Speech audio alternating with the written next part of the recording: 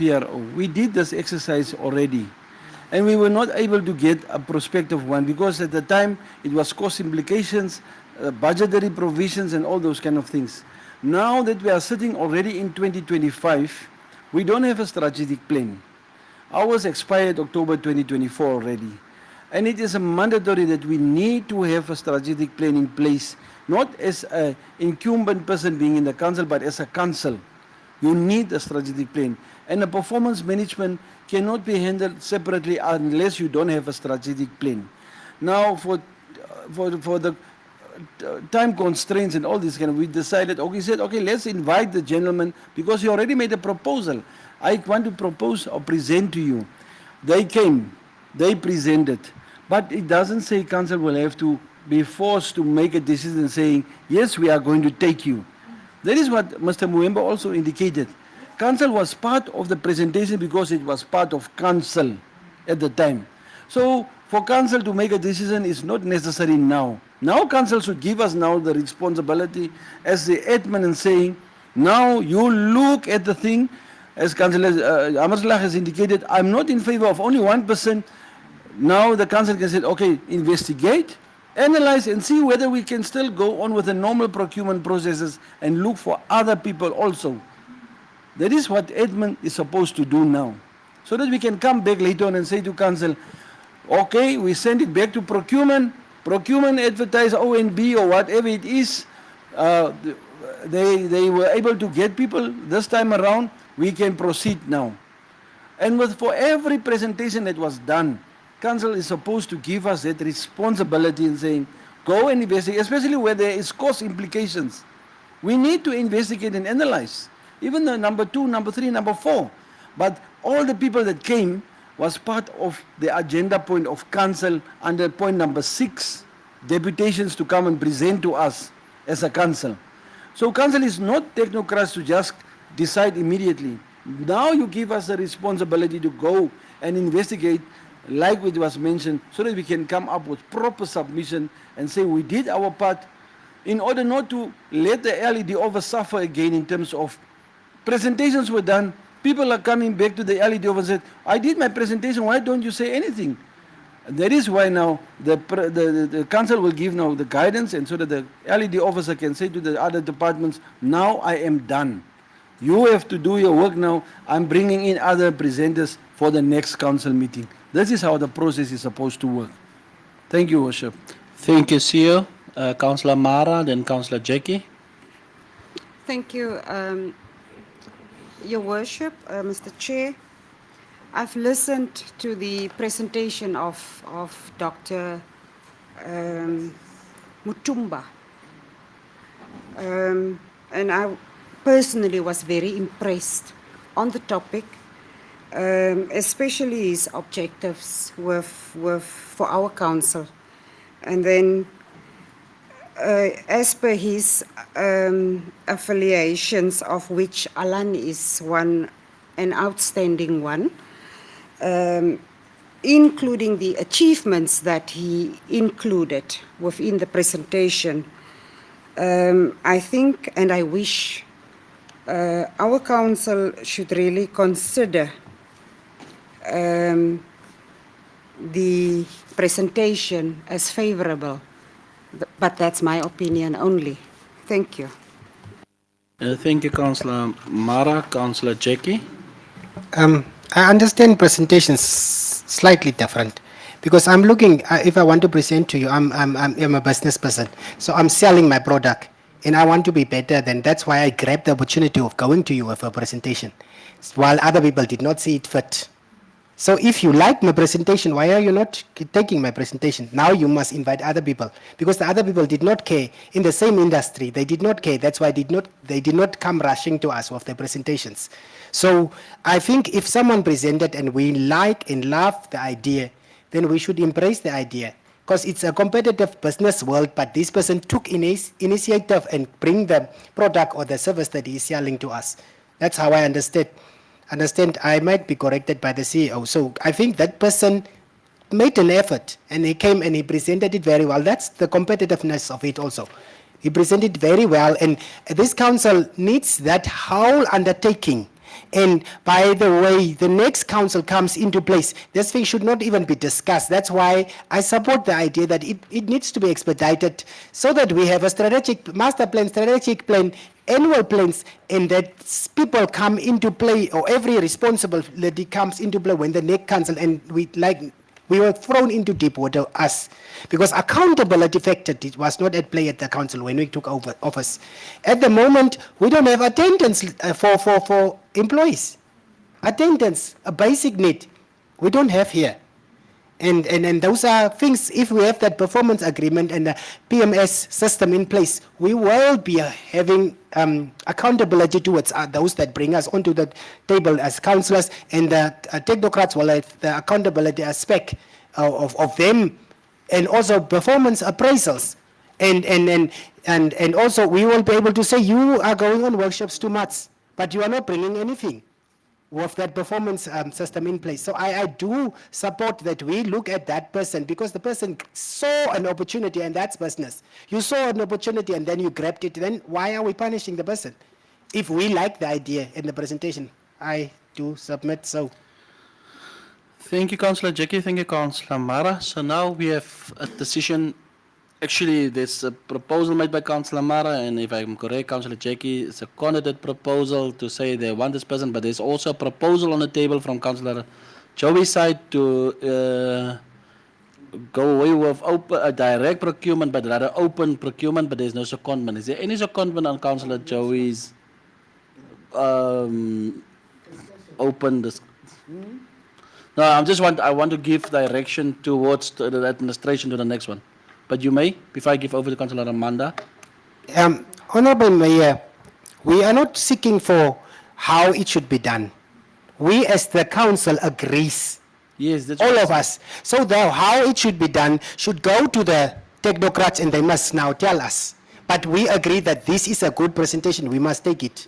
That's what we are agreeing. The methodologies of how it should be acquired and all that should go back to the technocrats that are experts in the field, that will look at the best possible thing, way to that. So that one must be thrown back. We just say we like the presentation and it must come to us. How is the technocrats responsible? Because they are experts in their fields. They're supposed to advise us. Okay. Thank you, Councillor Jackie. Councillor Amanda. Thank you, Your Worship. I also agreed with both Councillor Joey and also Councillor Jackie. That was a very good presentation. But we have to look first at the cost involved. So I think that one is for me very, very important, so that we can look at the cost involved, and next time or next council meeting that the technocrats was coming with a recommendation to council, so that we can approve or disapprove it. So I put the two together.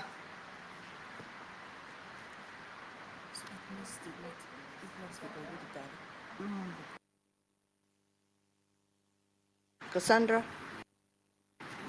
Thank you, MCJ. As for the cost, during the procurement process, we will budget. We've already placed it in the budget under the CEO vote. We've already budgeted for this process. So when the cost comes through, it will go through the Procurement Act as to what is our threshold for certain service. So as long as it's, I think, under 2 million, then it's approved. As long as we have budgeted for it. So final approval will not come from council, but through that process now.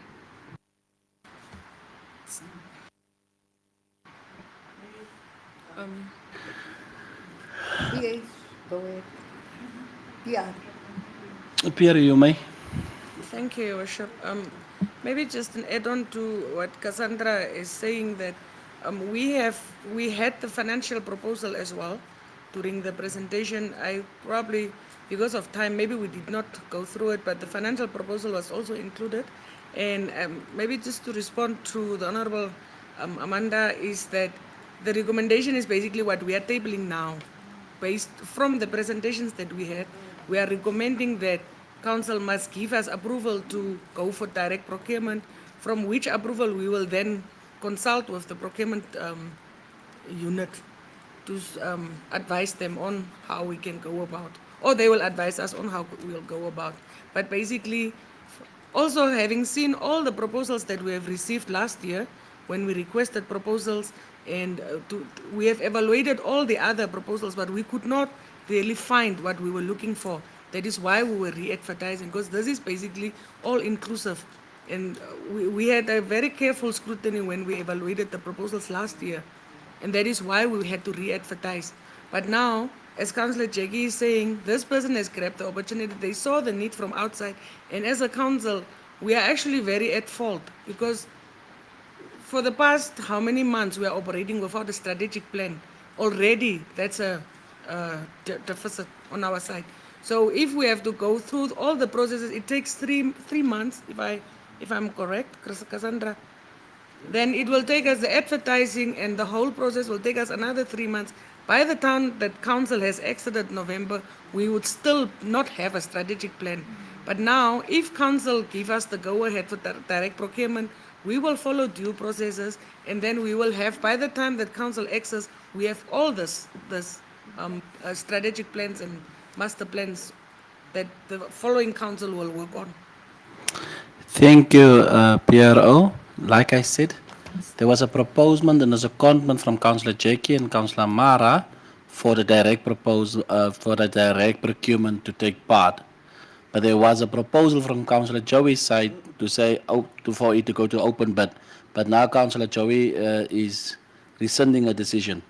Yes. Okay. So therefore, then the resolution from the council. Any other counter proposal, councillors, before I move? So I move on Councillor Jackie's proposal and Councillor Mara's proposal and Councillor Jackie's secondment. So we move now to number 2, NAMED Medical Aid Fund. Councillors, I will first give the floor again over to the CEO. CEO, please give us the information so that council can make a decision. Okay, thank you, Your Worship. Yes, we have looked at the issue in terms of when people are retiring. Most of our retirees exit without any medical aid. And once, the reason, as Councillor Jackie have mentioned even, that once we had a what we call in the action with NAMED, they came and looked for the members. They had what we normally called a, what is it? Wellness program. A wellness program with the members on them, where they interacted with management.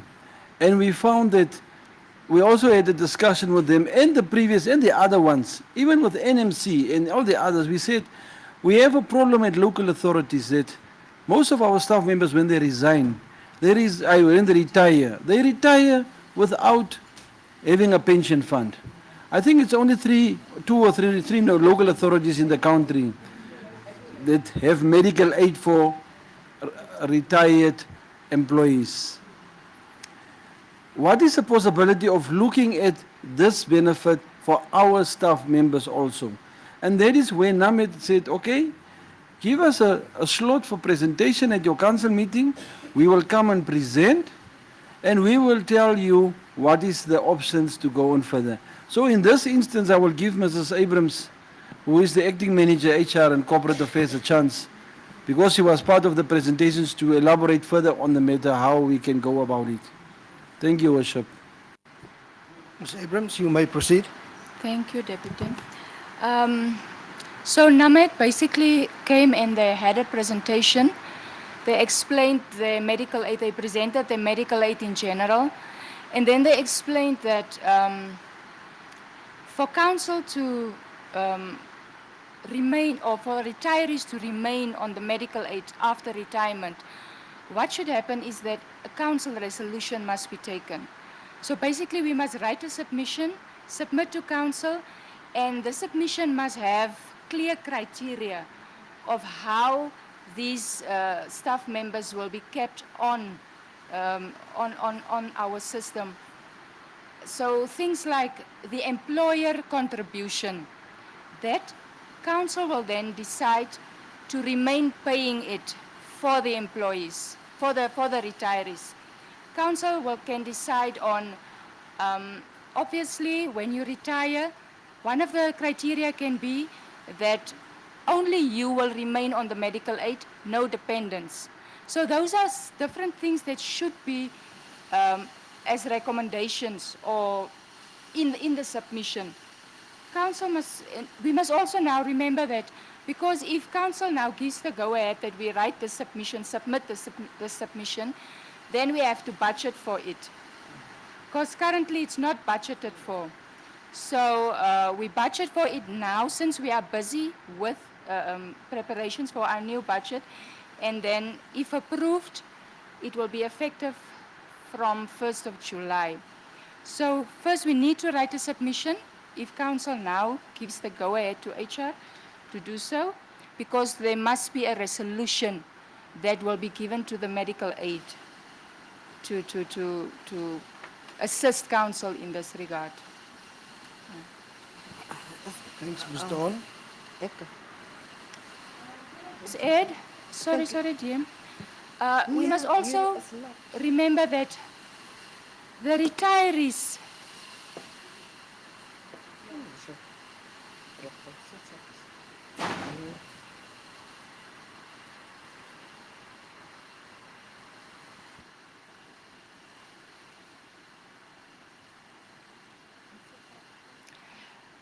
this process will be a two-way street.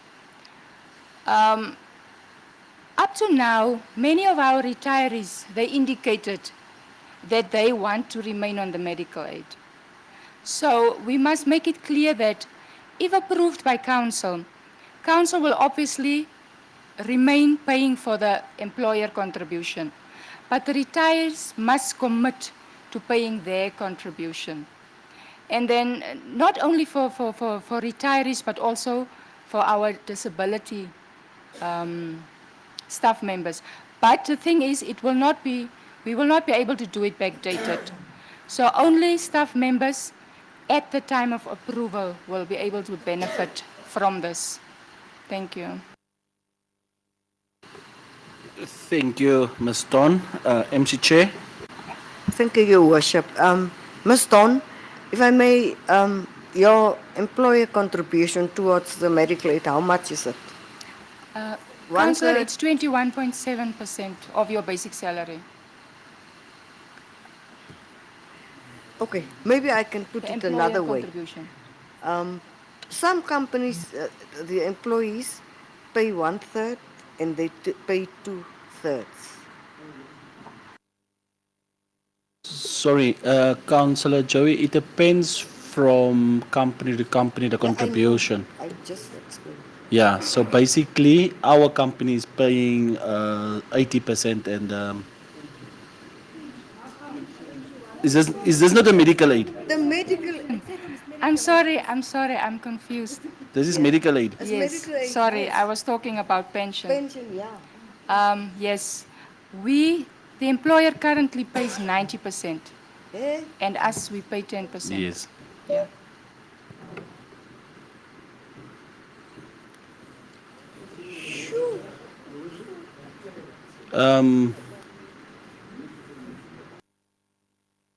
Just to add quickly, it doesn't say whether the current employees in service that we are paying 90-10, that we are also going to have the same scenario for the retirees. Because the other municipalities are using the 50-50 scenario for retirees. Thank you, CEO, Honorable Councillor Jackie. I was Mara say- thereafter. I think when we made that decision of 90-10, we have benchmark against other municipalities and businesses in our trade. So I think if that is the case, then it's fine, because you have most different type of medical aids that really benefits the workers. So if it is benchmarked and it is acceptable practice, then I don't have a problem with the 90-10. Thank you, Councillor Jackie. Councillor Mara. Yes, looking at the NAMET benefits, according to the presentation, it was really good. I never had a medical aid company that is that good, you know. But now my concern is that what I understood from the HR is that not everyone is actually part of this NAMET. You have like 3 options within, so it should remain as is. You should not, because you are now going on a retirement 55 age, try to change because you will, or will it be for all the others? From all the other 3 or other 2, should it be for every retired staff member? Or because this is a NAMET presentation, so I'm worried about what will be the conditions of the other 2, which was like Renaissance or whatever you call it, I don't know, or NAMET, not NAMET, NMC. We need to do it in such a way that councils should not feel the burden that much. I have to say this loud and clear. We need to budget for that. If it is a 90-10, we could maybe little bit reduce it from the 90-10 to, is it 60-40? I don't know. But the division, I don't know. I think I'm not clear because I'm not clear to myself. The division of the percentage should be equal among all the others that are not having the NAMET, but the other 2 options that you are having. It should be throughout a benefit on a retirement. Am I clear now? Thank you, Councillor Mara. Councillor Joey, before I give over to Ms. Dawn. Thank you, Your Worship. In retired people, I think I would suggest 50-50. If you work, then 90. But if you are not working, 50-50. That is my... Thank you, Councillor Joey.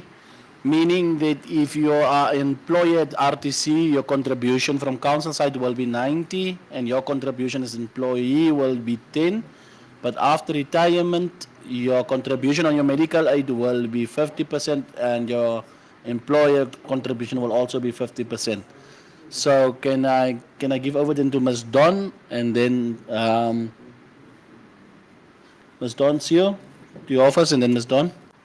No, Your Worship, the thing is like that. It's not only NAME that we approach. We also, as I mentioned, approach NMC the last time that they can come and present. They are all welcome to come and present. But you should understand one thing. When it comes to retirement, the insurance or these companies have to work out a portfolio for retired persons now. A medical portfolio for retired persons. So NAMET was the only one who came and said, we can work out one for you, especially for Rehoboth Town Council in NAMET. If you are able to take us, it doesn't mean now that all the others can now come and say, we have members from NMC, Renaissance, whoever, we also have one.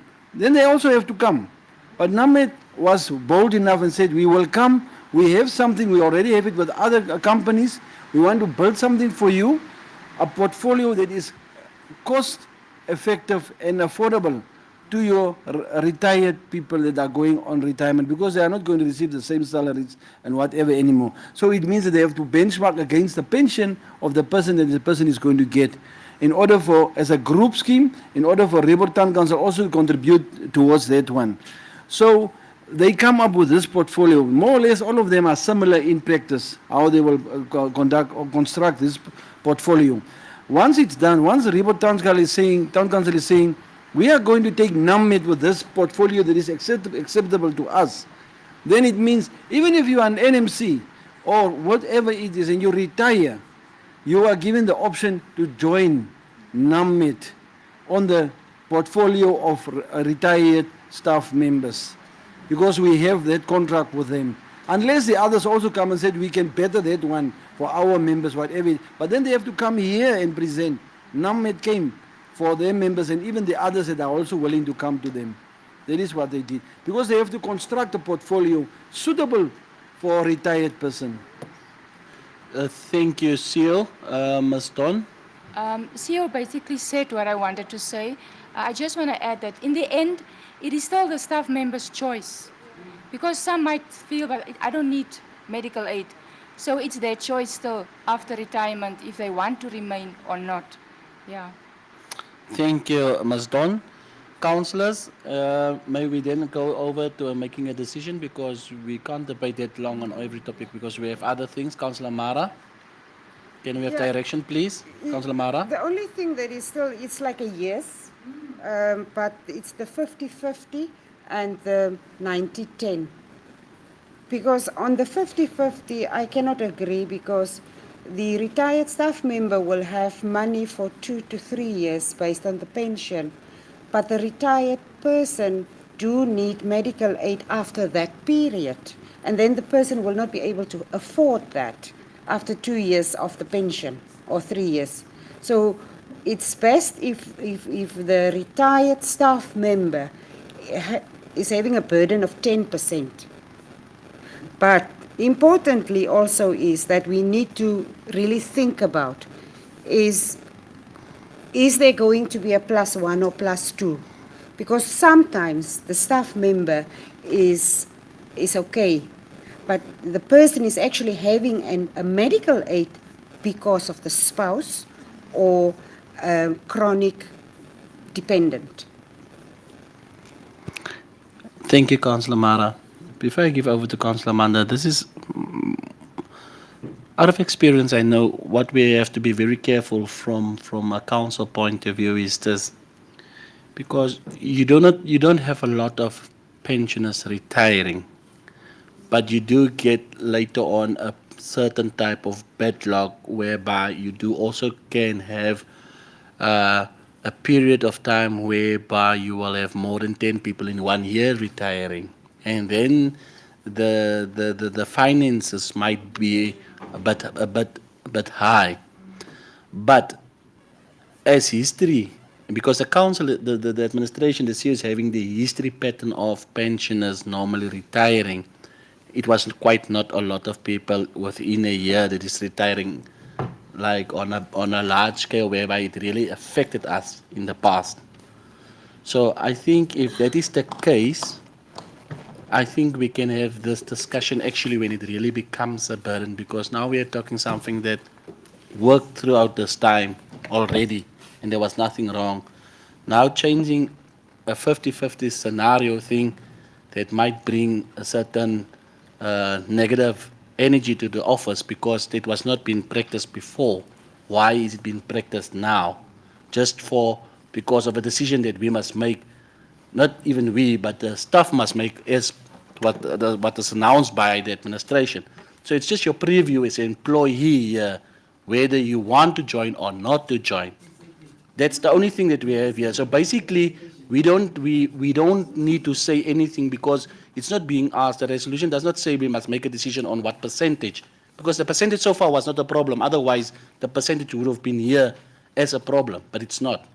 And this is not actually the platform where we actually discuss that type of percentage, because that's normally when we talk on benefits from staff and so forth from HR's department. So I'll rather ask for us on point 2, can we just go to the original point and just give proper direction from that side? Thank you. May I, Councillor Jackie? I do. The presentation was made, and we like the presentation. And it is at the end of the day the choice of the employers if they want or not. Yes. So as the presentation was tailor-made for to be sold to the workers, let them be. We agree. If you take on, we are fine. We support. Okay. There's a proposal from Councillor Jackie's side. Any secondment from Councillor Jackie? Okay, and unanimous decision. I'll give those secondments to Councillor Lalani, but unanimously the council approve. So we can move then on to number 3. Number 3 is Samstan Community Foundation and CZC Project Consultant CC.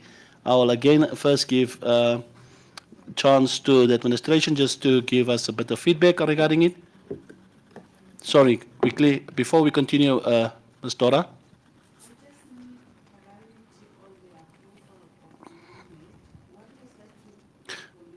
Okay. The only take all the others away from just start from the beginning. The only resolution here is council gives approval from NAMED on so for the submission to submit to yeah to the administration to the administration to make the decisions further on there. Sorry. We are so used to approving, and then you come to presentations and you just want to approve presentations as well. On okay, Mr. Vanswa, you may come in. That is why I agree with Dorothea. Council only has to make a decision in terms that NAMED came and make a presentation. Council approved that NAMED construct a retirement portfolio for staff members that are going on retirement for further submission and approval. That's all that we do. We said, mas, that's the basics. We Yeah, that is take the away the percentage and all those. That is not needed to be recommended for now. Sorry, Worship. The possibility that NAMED will come with two various options, like the 90-10 or 50-10, 50-50, whatever. Because the 90-10 is a ministerial directive. The Ministry of Urban and Rural Development directed that if you can afford or what, give staff 90-10, as per with agreement with the unions and these kind of things. So NAMED can go on that one and construct portfolio for retirement on medical aid for staff members. It's only the mandate that they can have now. Okay. Thank you, CEO. Ms. Dora, are you okay with that one? Okay, continue with number 3, Mr. Vanswai. Yes, I will thank you, Worship. I will give Mr. Wes properties is not here. Yeah, Okay, then I we will give just it keep to- for number to 3, then we can Cassandra get a was- hold of Mr. Rudolph. Cassandra was at the presentation. She will probably be most suitable in terms of legal affairs too. Okay, so fine, I can skip it for now until Mr. Rudolph gets No. back, or we can continue with number 3. No, he was not here. Cassandra will do it. Okay. Cassandra? So essentially, the proposal from Samstan was for additional land to be allocated, and they would then provide or bring in the bulk services with CZC project consultants. And then I think they said they would sell the plots for 144,000 per plot with all the services included. So they were applying for land, virgin land to buy for their beneficiaries. One of the concerns was on how far they got with the previous allocations and the services that were to be brought there. So in essence, that was their application. Thank you very much, Cassandra. I will give over to the councillor side, Councillor Joey. Thank you, Your Worship. I don't want to dwell in the past again. I said it that day, and I will say it now. Anno Park, they bought virgin land, and services was provided for them. So I said, with the deposits that they paid, they could have had at least water, and they continue paying their erven. That's a fact. They are continuing paying their erven. So at least water can be provided, at least with the help of Samstan, in collaboration with Samstan. That's what I said. Thank you, Councillor Joey. Councillor Venus, then Councillor Mara. Thank you, Worship. I think we are digging ourselves a grave now, to be very, very, very honest, with the Samstan issue. We haven't even delivered on the first section of giving them property while I think they've paid half of the money already, or most probably 2/3, and there's no other services. So we must really look at this, people. I mean, if I pay for a piece of land, and I believe most of those people have already paid half the money that was asked, and there's still no services. So we are really we put ourselves in a hell of a predicament now by giving them more property, and we can't even deliver on the first portion of land any services. That's my version. Thank you, DM. Councillor Mara. Thank you, Mr. Chair. With Samstan project, I believe that all of us, 7 councillors, we delivered. And what I mean by we delivered, we allocated the Erwin. And if I can take you back to the resolution point 3, the land that we were supposed to deliver is virgin land. And that virgin land we delivered in phase 1. So if there's any phase 2 or 3, I would like to advise the gentleman that was standing over here to present, Mr. Gilliam, that he should concentrate on the phase 1, of which this council already delivered what we promised. And that was land, virgin land. He should concentrate and take all his partners that were sitting here and let them develop what they already do have as land, which is the phase 1. Meaning, if there is any money within the bank account of, or bank accounts of this council, I ask Cassandra, since last Thursday, by the next OCM, that she should tell us how much money is there. Is the money there? Because the money for the virgin land of phase 1 we already delivered as 7 councillors. So I don't know if you could maybe give me more, that I should feel guilty that I did not deliver on phase 2 and 3. I want phase 1 to be developed by the partners that was here, because they have the land. Thank you. Thank you, Councillor Mara. Councillor Amanda. Thank you, Your Worship. What I understood from Gilliam Brandt, who was here that day with the presentation, they identify a certain land for the phase number 3. And they identify extension 7 of block H, which we already gave to other people. So, with that, they also mention that the money that the people are going to pay for extension 7, or maybe any other section that we are going to give them, that money will they also give services to extension 3 and extension 5 in Bahnhof. That is what I understood that day. So they didn't have at this stage money to give services to extension 3 and extension 5 in Bahnhof.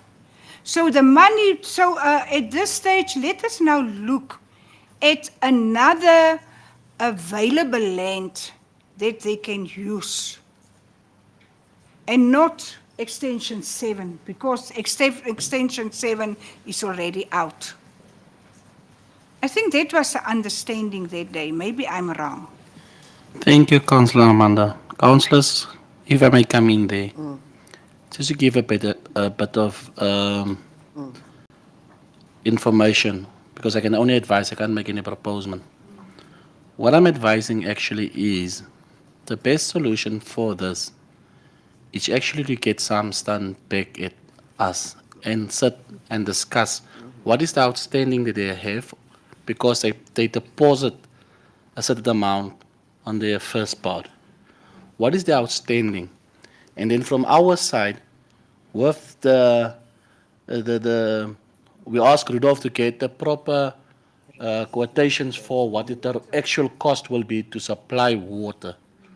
And then we can sit with that together to say, okay, this is the outstanding, this is the cost to supply water, Therefore, council must then, in their new budget, add this as a budget so that, and they must pay a certain service together with this, as so that they can also pay later on for the services provided to them, as any other block in Rehoboth.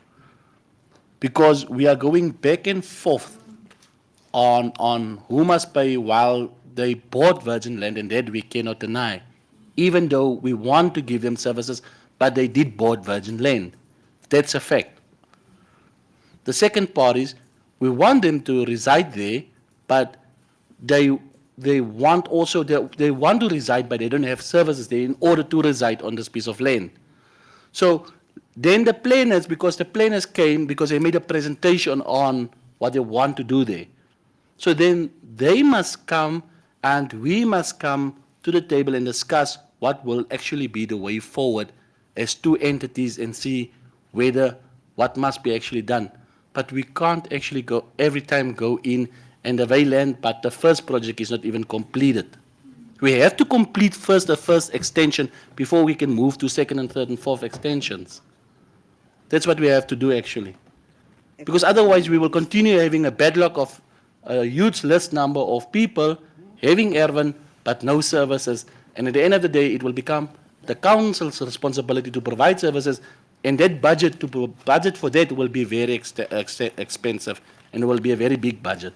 So we have to take some type of other direction on this.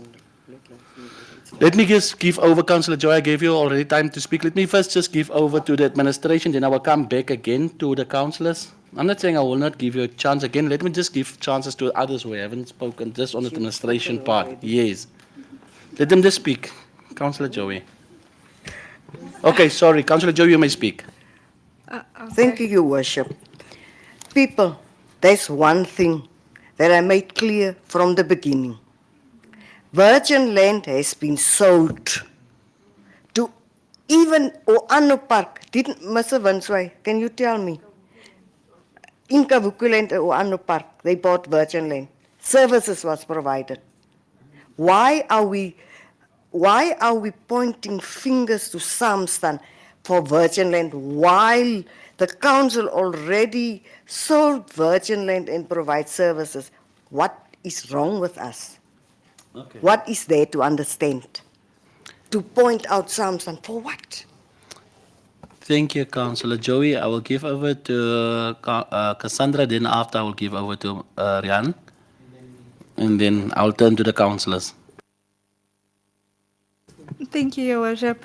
On Councillor Bekus' question, she asked me last week what was the difficulties of phase 2 and then the implementation thereof and where the money is. I went to the Housing and Properties Office. They said that the Erwin was already allocated. They have paid various deposits that amount to a little over 500,000, and then the beneficiaries were to pay the rest off to council in installments. So according to the Housing and Properties Officer, nobody has paid off that amount in full as of yet. Yes, so it's already been allocated. They are only waiting for an extension of time to register the township with the township board. But the Erwin has already been allocated.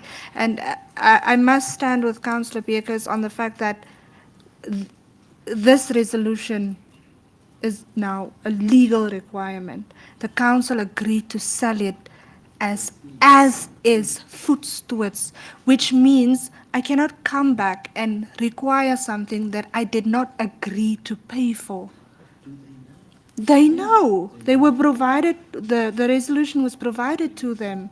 They were allowed a reduced price because of this resolution. So it would be remiss of council to now budget for services when we have not received that money. That is just my take. Thank you.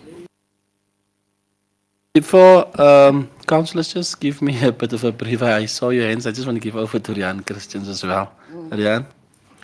Thank you for the opportunity. I have a problem, and understand me, I'm very objective about this. I don't know any of these groups.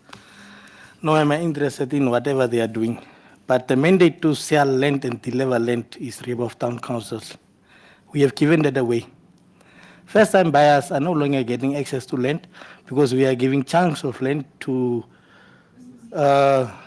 long end, we call it a long end corn. Real estate people will know.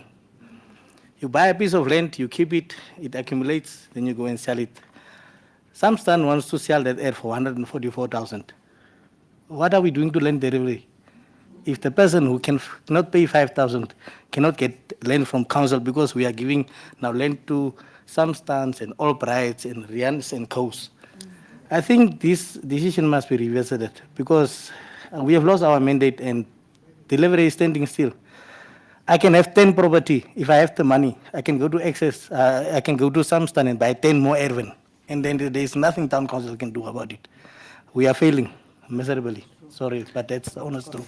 Thank you. That is based on now on the presentation, the 140,000.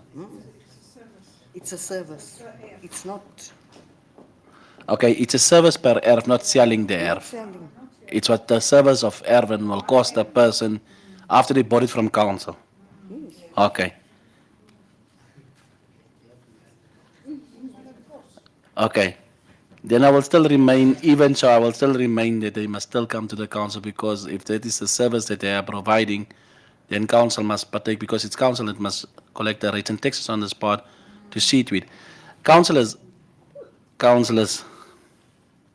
administration, I think for now the best will be if we first just park this and come back to it under proper information because I can clearly see there is some councillors whose concern is what board, but I will still remain with the fact that our resolution must stand. There's a standing resolution on how we did it. But if it comes to the basis what Councillor Joey have mentioned on the or on a park that is currently there, that was built, Councillor Joey, to be honest, if we provide services to Samstan who came after Oana Park, and Oana Park is not having all services, don't get me wrong. Oana Park does not have sewage. So if you provide services to Samstan while Oana Park was already submitting sewage that side, you will get a problem. Because this is in town and that is a bit out of town while it's the same town.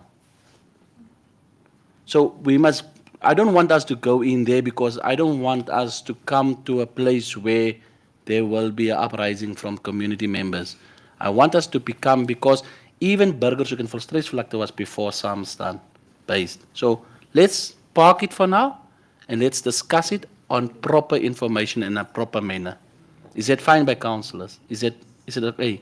Councillor Jackie, you may. Councillor Mara. Yes, Worship, I had a problem that day, and it's a pity that the technical manager is not here, because I had people that are 300 and how many, that needs to be allocated Erwin.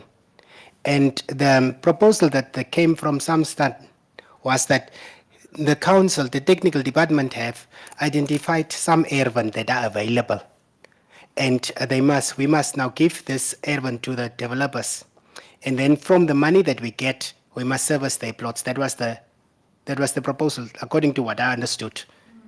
But we had allocations that were approved by the previous council that we stopped because we wrongfully give GIZ the mandate of extension 2 and 4, while there was already allocations made to the members of the public that was on a list and that we started allocated as soon as we came into office on Saturday. So therefore, those Erwin that were identified in Block G and Block Hue cannot be given to any other developer because we are looking for alternatives as to where we accommodate those people that are on the list. And it is in our mandate because we caused this mess, this council caused this mess. Because the other council clearly, before they went out, they had a plan and they gave us the beneficiaries, and the minister was here and the governor he was here 2 times, and people have certificates to go and stay on those Erwin. But then we came and the councillors warned the technocrats then to not do that. But they did it, and we are now collectively owners of that problem. So we are supposed to rectify the situation. And my plea was identify an area that will alternate and give to those people. And the answer was that I was always getting is no, there is no urban. All of a sudden, people are going. That's what I also warned about. That we as councillors don't know this information, but they went to technical or whoever properties, and then they would talk. These are the urban that are available. Go to the council and present your case. So if there are urban available, I strongly advise and propose that those urban be given to the people that already are in the queue and what rightfully needs to get that urban. Otherwise, the technical manager, before any land allocation is done, as a portfolio of land also, portfolio councillor, before any land allocation is done, the technical and under the properties under the technical housing and properties under technical manager must give us an alternative in the next 3 months. Next 3 months or 2 months actually, by May, end of May, they must give us where will these people go so that we finish this list and then we leave it empty for the next council to come in. We cannot give people rightfully land that was given with a ceremony or was it a show? There was a whole ceremony with the governor, first with the minister, then with the governor, and then I remember also with Kwakoses, Honorable Kwakoses. She was also one of them. So 3 people came and gave people certificates. Now people have the certificates, the paperwork, but they don't own. So that things must be rectified, and I propose that before any land allocation in bulk, I'm not talking about urban that has to be bought by the council. Before any land allocation in bulk, that people must enjoy priority because they have the paper, but they don't have the land. And we are held as one of the councils that provide land to the residents. Thank you for allowing me to belong, His Worship. Thank you, Councillor Jackie. You must just be, you are on the right track, just sometimes a bit too long. Councillor Mara. Thank you, Mr. Chair.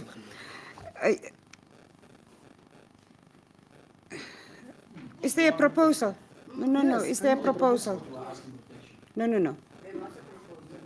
Okay, if there's a proposal, I just want to add on top of your proposal that our mandate is to deliver. Rightfully, you said that. And we did to some extent. We are now, as the legal department indicated, we are now at phase 2. We delivered phase 1, we are now at phase 2. Some do have partners now. The only problem with the presentation was that some with their partners are interested, as he said, in a councillor said, in a specific extension. My concern is having these partners that are going to get funding from the EU, specifically from Sweden, take phase 1 and your phase 2, Samstan, with your partners financially, they are in place, and put the development in where you are allocated. Because at the moment, in the other extensions, we do not have available land for now. And we already give you attention. Thank you, Councillor Mara. Like I said, on the part, let us park the area so that we can come together on the services of the 140,000. Because if that is the case, it's upon the honors of the people living there if they want to pay 140,000, because we already allocated, like what Cassandra said, and what the resolution is actually. So there is a matter between us and between council and them at that stage. But for now, we won't allocate them any further land. We rather want to focus on the annexure B of the list of annexure A, because we already exhausted the annexure A, but we didn't complete annexure B on that list. So we rather want to use that piece of land that is available on extension 7 for the annexure B project, because that was actually first. When we came into office, it was actually priority. So then we have to rectify our problem. Like Councillor Jackie said, we made a mistake. Now we are trying to rectify our mistake and take ownership of that. So to continue, I just want to get clarity. To continue, extension 7 for now is a no-go. Rather to start on the previous extensions whereby they already already have approval. That's for that. Then we park it until we can call them and they come to the table. And then Councillor Joey just want to add something. I just want to add that when I came in here, Rukoro, that report is since 1999. Mr. Vansoy? 1992. Those people, not all of them received Erwin. I said from the beginning, as Councillor Jackie, let us deliver to the Rukoro people. Some of them are dead already, and they did not receive their land. Since I came in this council, I said, let us continue with the Rukoro. So can we let add the Rukoro people also there? Thank you. Councillor Joey, that is what Councillor Jackie mentioned from the beginning. So I don't understand actually, because now what Councillor Jackie said, the Annexa A and B from the record list, what they did the previous council, they took from the record list and from the double allocations to just to get to ease the process faster for delivery, because there was also people on double allocations already at that stage. So there's nothing wrong with what you are saying and what Councillor Jackie is saying. You are actually in line. You just used different words of double allocations and record, but that actually the A and B list, Annexa A and Annexa B is together. It's a portion from this and a portion from that, number of people from this and number of people. So what Councillor Jackie is proposing was, let's continue rather with that, because that was actually first priority. So there is now council, extension 7 available. Can't we continue? And that is just justice. Remember, we were the council doing alienation. Now we are coming back, and now we make again a fault by again preventing people from having land that was already been allocated on Annexa B. So let's not make that mistake. That is actually the outcry. Is it fine? Can we move on then down to, can I get a secondment? Councillor Mara seconded. Any counter proposal on that one? Okay. Just hold on. Councillor Amanda has a counter? No, I don't have a counter proposal. Okay. I just want to stress it together with Councillor Joey. We know water is the most important thing in life. So let us, and we also have to know where will they get water, because they must now have boreholes. And we as council, sorry, give me time. Councillor Mara, please. Please, Councillor Mara. Councillor So at Amanda, you are least, protected. let us give those people at least water. Councillor Amanda, just to be clear on what the directive is on the standing resolution. I know. What we said, no, what we said is we will talk. That's why we said we're going to park it. Don't make a decision on Samstan yet, because they do have now investors. They must come together with us to the table, together with our technical department, and we will first look at it. We can't make a promise that we do not know what is the cost. So if it is so, it will go then to the budget if it's necessary, because we don't have the budget. We can't give them money of water because it was not budgeted for. It must go on to a budget to supply services to any location. There must be a budget allocation. So that's why I said let's sit around the table, because we have to follow the proper processes in order to provide services. That's what I said, yes. So we know the need is water. We will sit around the table regarding water.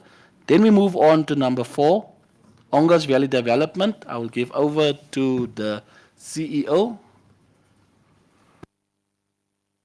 Your Worship, thank you. Since I was not at the presentation, I'm only of the understanding that these same developers that also once lent to construct. Sorry, quickly, CEO, Councillor Mara, the second time. We are on live and we can hear you. But it's not necessary, but the CEO is talking. I just wanted to help him with the wording because he was looking for the wording, and this is the word he should use. Astrologers. What about it? It's the same people that was looking for land, and these are the same. But we are done with number 3. We are number 4. We're at number 4 now, at Ongos. So you want to say Ongos is astrologers, the same people? Oh. Now, can the CEO continue then? Can the CEO continue with Ongos? Hallelujah, amen. CEO, you may.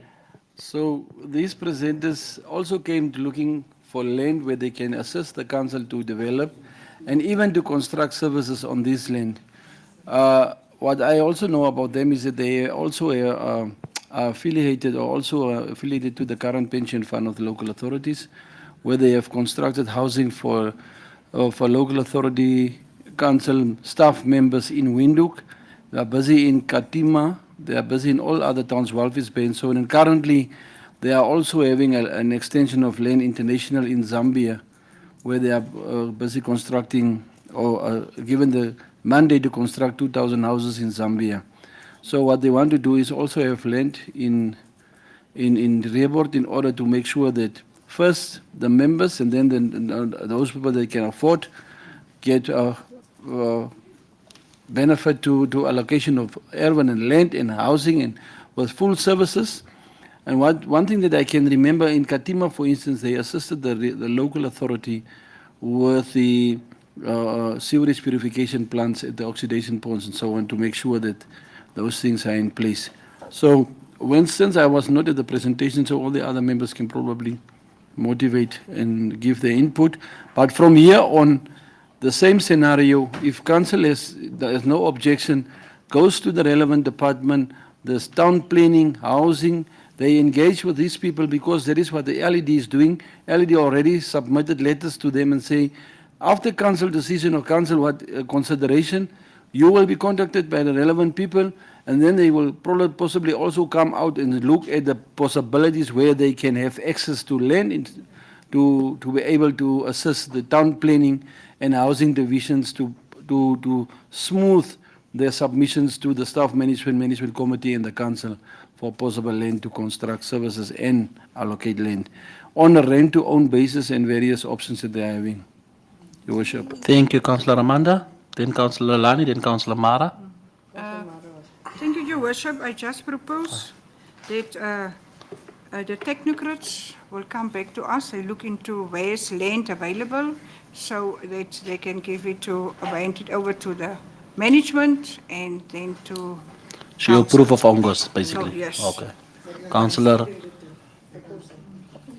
unanimously then, because all of you are seconding. Councillor Mara, you may. Because you already said it's the. I thought because you said it's the best, everyone is just agreeing now. Yeah, So, but you now, may. I want to, no, I You don't may. want to motivate. I now want Samstan Mm. to take hands with Ongos. Then they have water, they have electricity, they have roads, they have sewage, everything. They now cooperate. Only Ongos, what about burgers and volstressvlakte? Yes, of course, it will be. Okay. But I mean, Ongos is having a problem with land that is already, Samstan is having a problem with Yeah. the service delivery. Here is the solution. One presentation, the solution is at the other presentation that came in. All right. Thank you, councillors. So you have it, Salome. Then we go to number 5. Councillors, before we move on to number 5, can we just take like a 5-minute to 10-minute break quickly just for stretching? Because I see, yeah, stretching, not stressing, stretching. Thank you.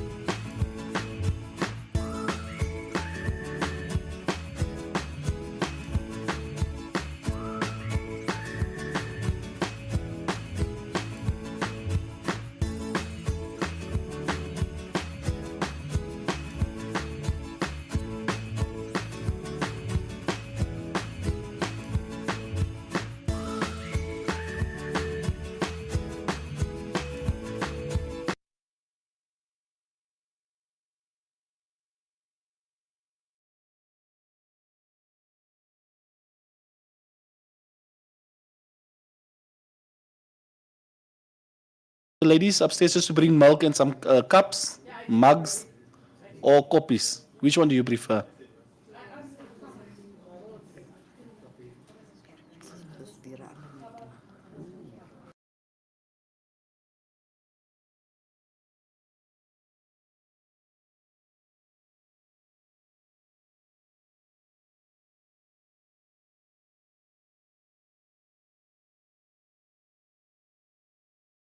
Can we just send that to the administration? I think we should talk about 9, 10 and 11. No, 10 is not discussion now because 10, 11 must not 10, 11 must come to the council. That was already presided there. So that's not needed to discuss. 5, 6, 7, 8, 9, 10, 11. Let's send it to the administration. Is that fine? But Councillor Joey, it's not now the time to talk to 11 because he first, at the presentation you said he must first come to the 7 councils and from there then we can discuss, have the discussion. I don't want us to, I know what you wanted to do, but I don't want us to say something on the live streaming and tomorrow it might occur to a problem for the whole of the council. Because there's also legal implications on that one. On in number 11. There is currently, Councillor Amanda, because it's an investigation. How do you want to elaborate on the current investigation? It's illegal. There is. On Leaks. the no, from our Colleagues, side to the council side, or from the PR, from the legal. So let's just wait. Yes. I was the one telling the developer, you are not, it's not your area to develop. Yes. Ours. So if you have any other things and you counter claim, you must go legal. So you are quite right. Yes. If he has to come, because now we cannot discuss it because it's ours. Yes. So that's why I want to ask to avoid certain unnecessary statements on the live streaming. There's no administration here also just to make the manager. We will just wait for them quickly to come. I don't know if everything's on.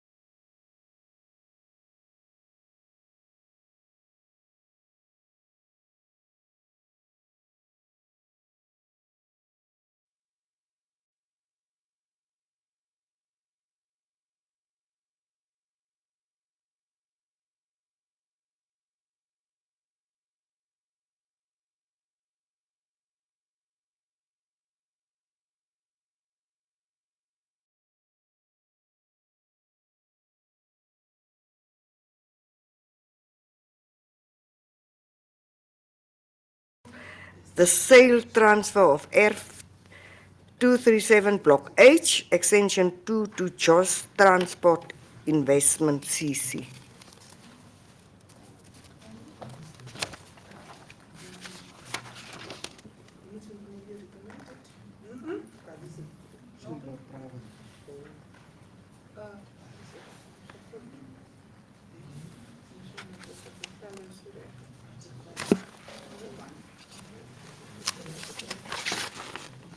You may continue. Okay, thank you.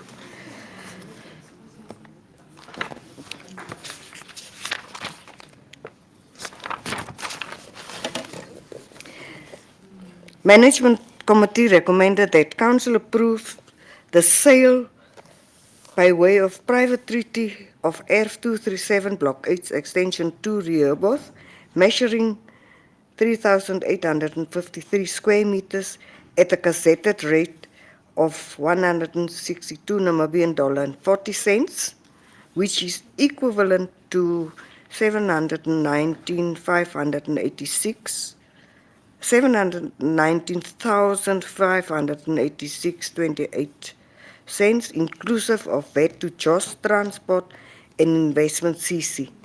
Housing and Properties Division to inform client of council's approval within 7 working days.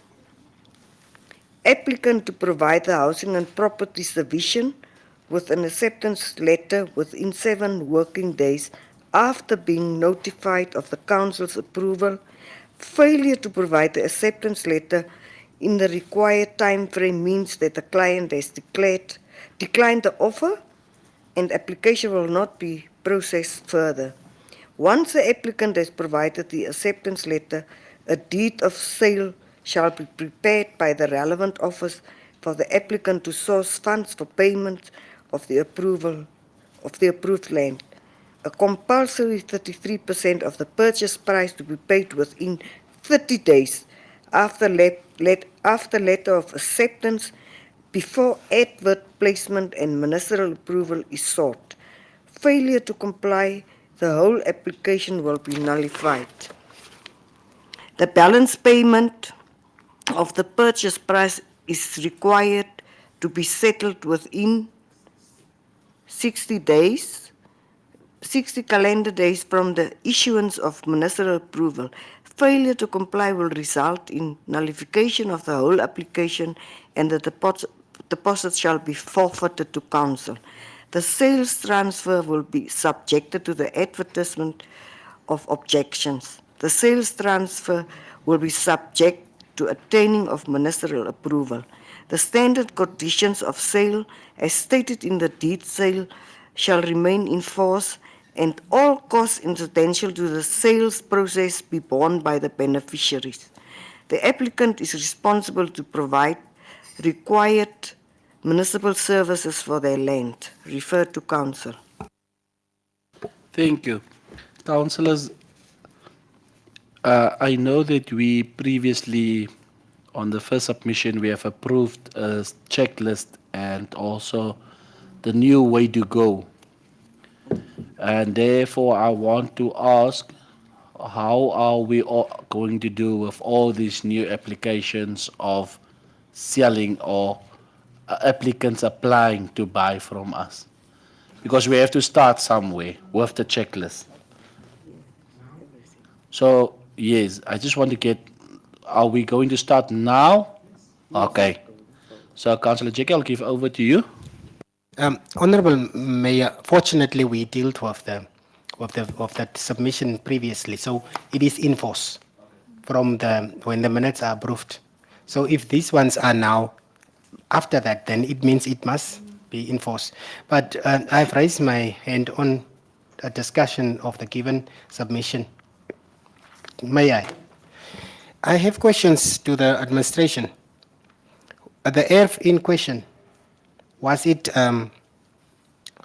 not allocated to someone already, or is it a business ERF that was left open for in extension 2? You know, that extension 2 and this is a worry for me, or extension whatever block H is a worry for me. So I want to know if that was business ERF that was allocated on the map, on the planning already as a business ERF.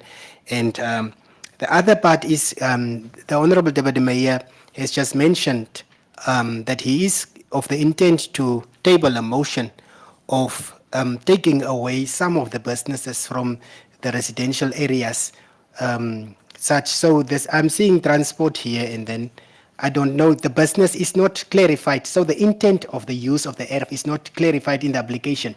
So I don't know whether it's a truck port, whether it is they are saying retail, are they going to build shops? What are they going to do? The intent should be clear before we approve, so that we know, while we are awaiting a motion that would take out all the other businesses, the funny businesses, out of the residential areas, that we don't approve such things while there is a motion coming on. So the intent and is it a business area that was it allocated as such, and we need to be clear on what is the intent of the applicant when he acquire the F.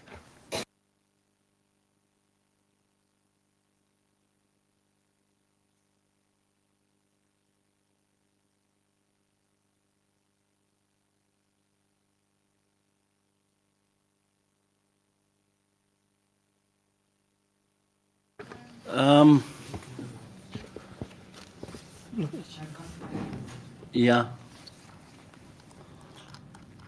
Yeah, yes, Councillor, it's a business plot. As per the zoning on the planning is a business plot. Even the next one on the agenda is also a business plot. So what is happening is that these are public information, especially for those areas that are already planned. People come and look at the zones and look at the map, and then they show interest in sending plots for businesses, and then put in an application to be sold such land for businesses. Yes, so they are already planned as such. You are right in terms of we need to understand exactly what type of business, but our planning scheme is clear. If it's institution, then it's institutional operations. If it's business, it's also clear in terms of what type of business should be allowed. If it's a light industrial, then what type of light industrial process should be allowed.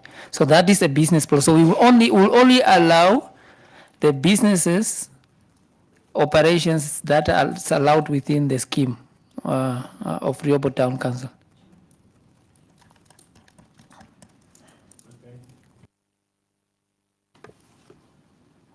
Councillor Mara?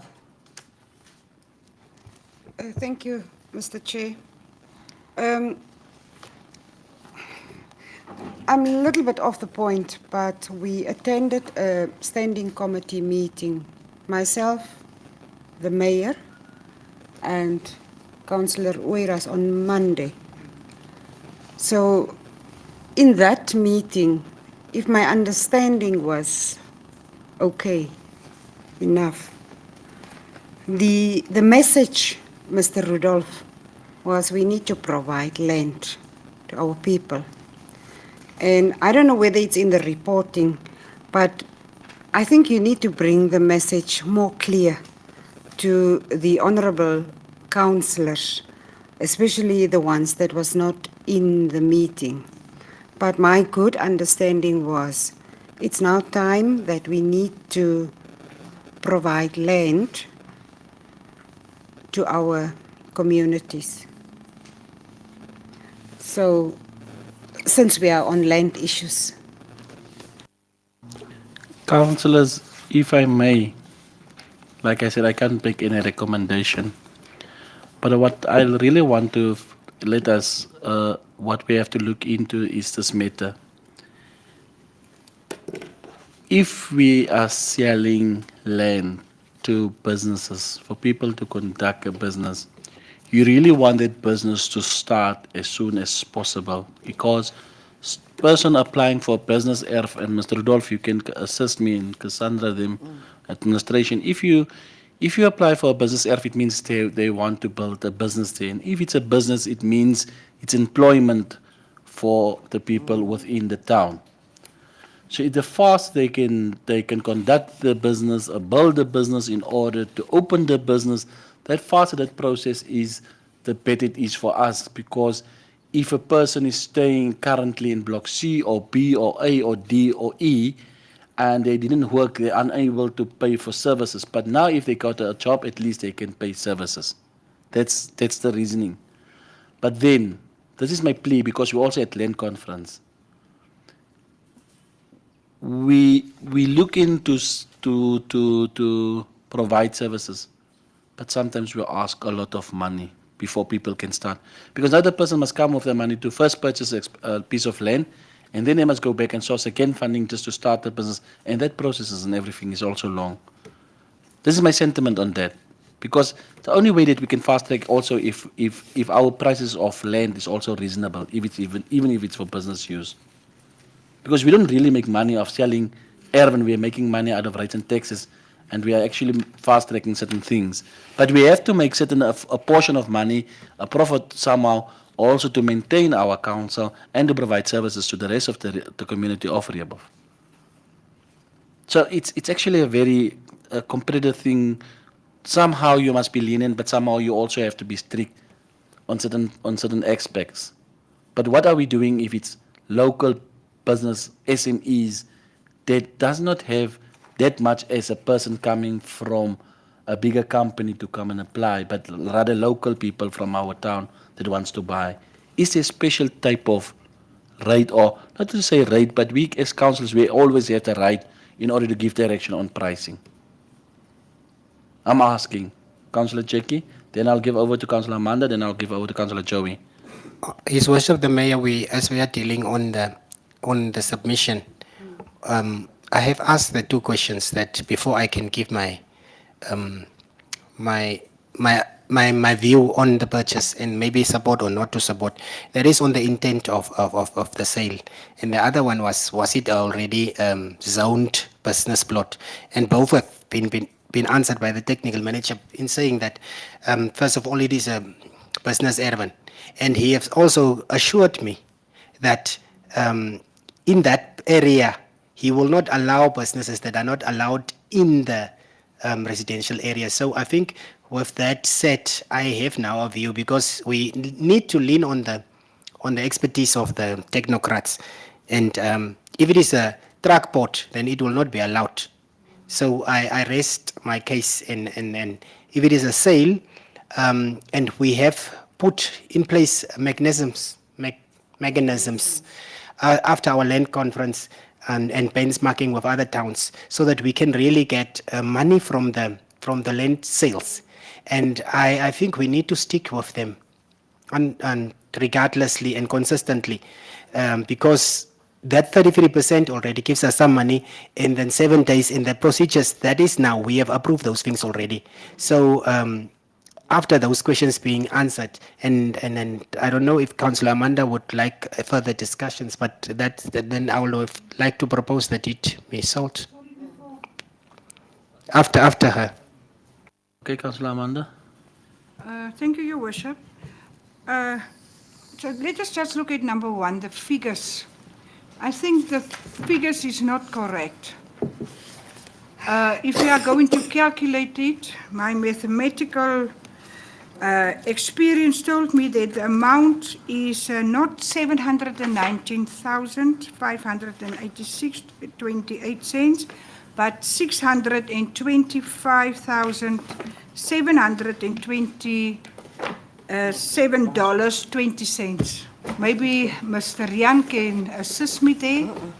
Please make the calculation. The 3,853 squares times the $162.40. Yes, give you $625,727.20. Inclusive of it to Jos Transport. Inclusive of it. Maybe this, yeah. So it must just be correct. No, VAT is inclusive. It says there, VAT is inclusive on the price. Is it not worth the break from that 600 brought the back close to 7? Is it not? Wacht, ek kyk nou. 600 and 25. 25,000. it's exclusive of it. The 790 is inclusive of it. Oh, is that exclusive? Yeah, the 625 is Let us just make exclusive. sure. See that? Yeah, it's exclusive. They are just verifying quickly.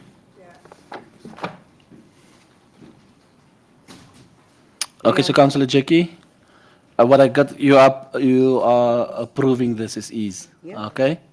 It's correct. While we are still busy with the figures, can I get a secondment? It's 790. Okay. 600 without that. Wait, yeah. Okay, Councillor Lalani, seconded the proposal. Councillor Chair, can we move to the next submission then? 11.5.2, request for consideration, deliberation, and approval on the sale, transfer of ERF 240 Block H, Extension 2, Rehoboth.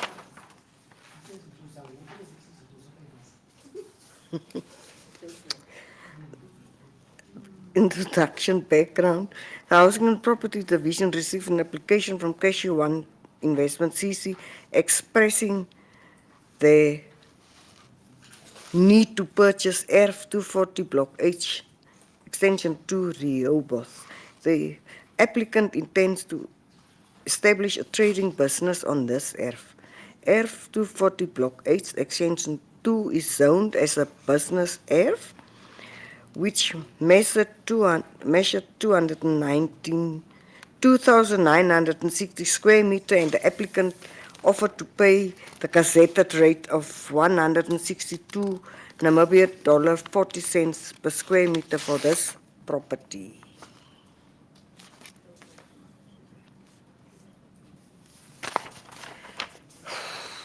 We can just correct that, Rian. Number 1, please correct for me there. It's not correct, they copy and paste. Management Committee recommended that Council approves the sale by way of Treaty of ERF 237.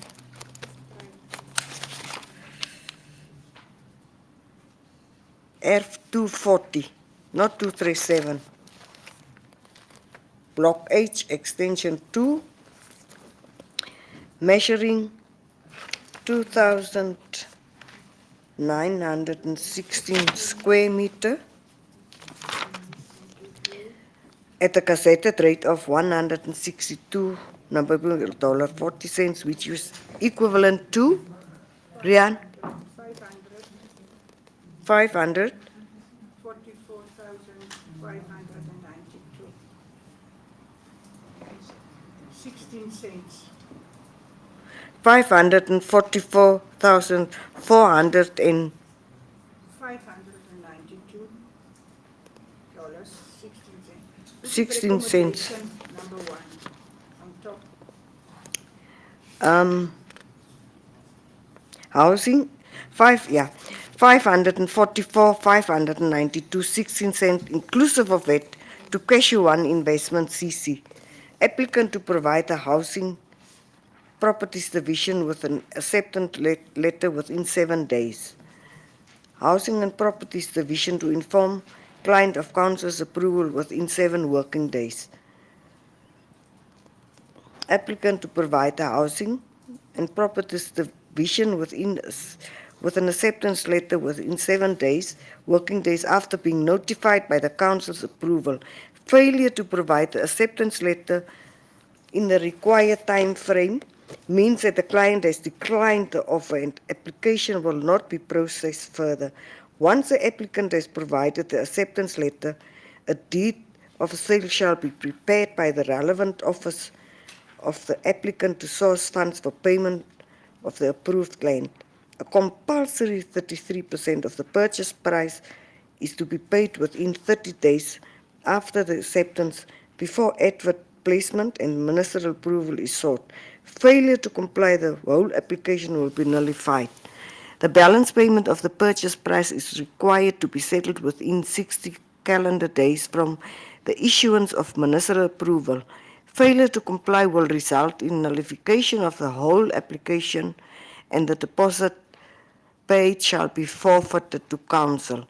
The sales transfer will be subjected to the advertisement for objections. The sales transfer will be subject to the attaining of ministerial approval. The standard conditions of sale as stated in the deed of sale shall remain in force, and all costs incidental to the sales process be borne by the beneficiaries. The applicant is responsible to provide required municipal services for the land. Referred to Council, sorry. Thank you, MC Um, Chair. Salome, can we just correct it? Okay, thank you, MC Chair. Councillors, it's very straightforward. Councillor Amanda proposed, Councillor Joey seconded. We move on, Councillor Chair.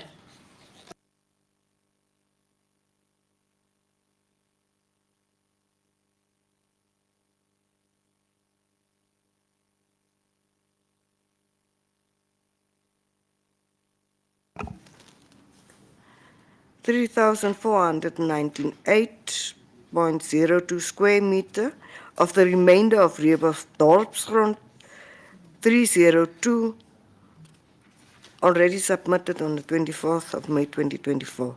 Subdivision of the remainder of Rehoboth Dorpsgrond number 302 into portion A and remainder rezoning of portion A from consent in terms of table of Rehoboth Townlands number 302 for auction pens and its supporting infrastructure under the agricultural zoning.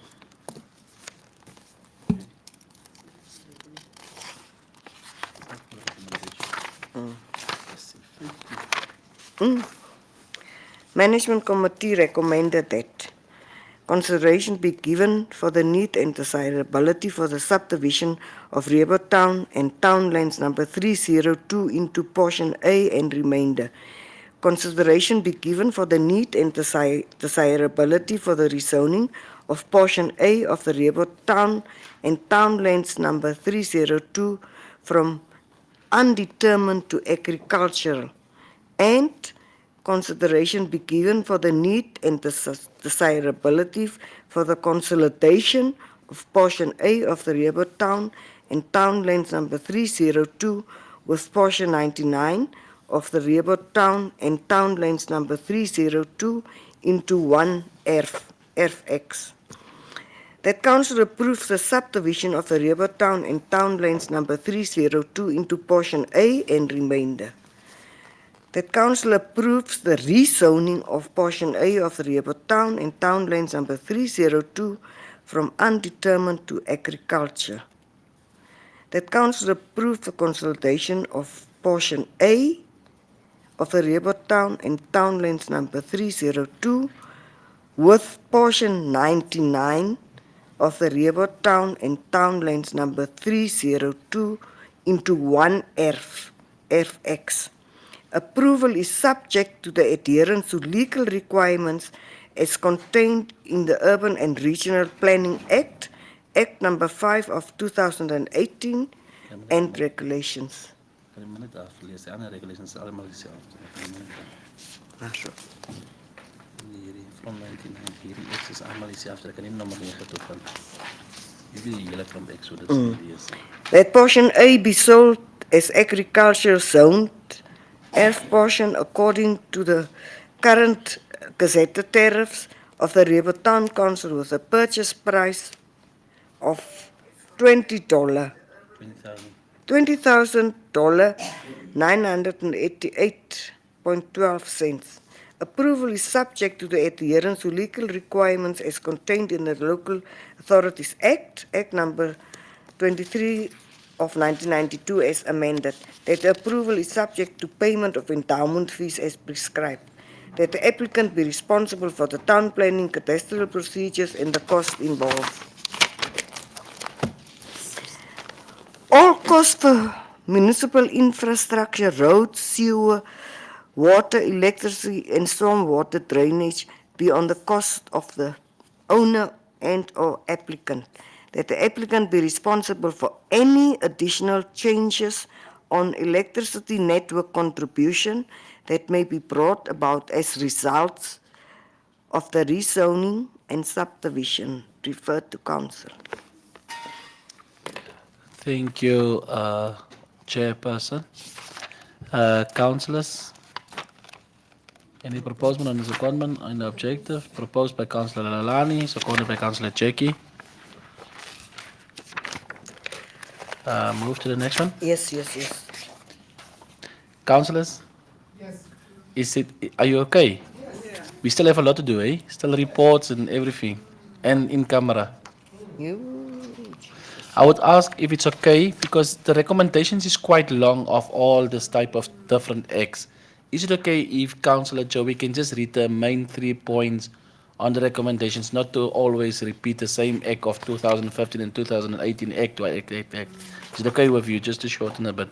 Because it's 15 points on a recommendation. Is it fine? Or if the House allows, is there any, may I ask, on the further points until we go to reports, is it something that councillors wants to do? Because the rest is just subdivisions and stuff. Can we just put in rezonings? Can we just propose and second that once? Is it fine? Up to 11.5.5 years. Is it okay? Then there is one recommendation and one secondment. And then we can go to 11.5.6. 11.5.6, we are discussing 11.5.6 years. Okay, so it's proposed and seconded by Councillor Lalani and seconded by Councillor Amanda. So then we just go directly to 11.5.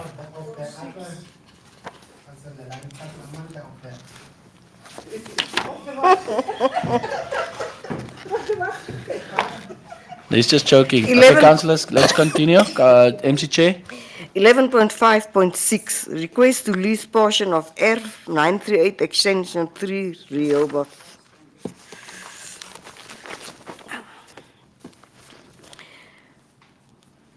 F 938 extension 3 Rehoboth, measuring 553 square meter and zoned as a public open space, is still council's property. The earth strategically located along Church Street is a well-established neighborhood surrounded by residential, institutional and business area.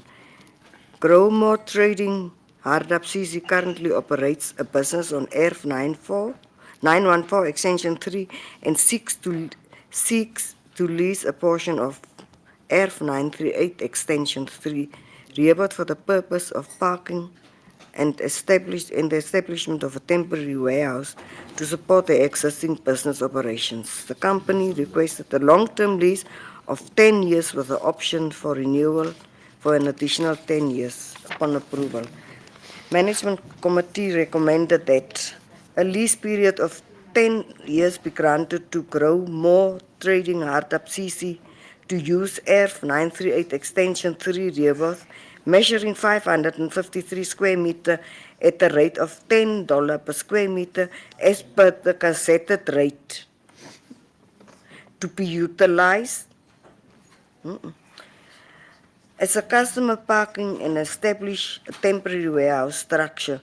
The whole ERF 553 square meter to be used by the applicant, paying a lease fee of 5,530 Namibian dollars per month. The rental rate is subjected to approved tariff of Rehoboth Town Council annually. A lease agreement be entered into between Rehoboth Town Council and Growmore Trading Hardap immediately upon approval. Rental payment to commence as soon as the lease agreement is signed. The lease be subject to the advertisement for objection. The lease be subjected to the attaining of ministerial approval. Refer to council. Thank you. Thank you, Councillor Chair. Councillor Jackie. And then, sorry, before Councillor Jackie just explains, unfortunately, Councillor Venus will just excuse himself because he didn't see, because it's one of his clients, so he will just excuse himself for now. Can I stay and hear the version instead of going out and don't know what's going on? Just listen to family. Yes. Your family. Okay. Yes, Worship, I have a problem with 10 years lease. It's a long-term lease. We could have got the land sold then and get money back.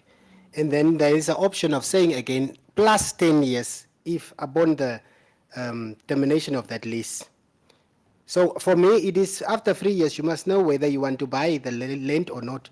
Why are you waiting? And if you need the land, why are you waiting for 10 years to lease? Why are you not buying after 3 years? If you see it's useful and you want to use it, why are you not buying after 3 years at least? But now you look at 10 years, and after 10 years you want to lease again. We could have sold that land and got profit from someone else. So that is my take on that one. 10 years is too long for lease even initially.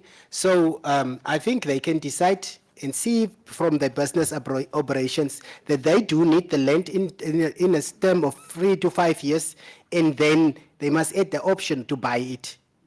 Thank you, That would be my suggestion. Thank you, Councillor. It's very easy. Why are they leasing? Because they are leasing the building. They are leasing the building. They just need parking in order to. So they're not the owners of the building. They are leasing the building.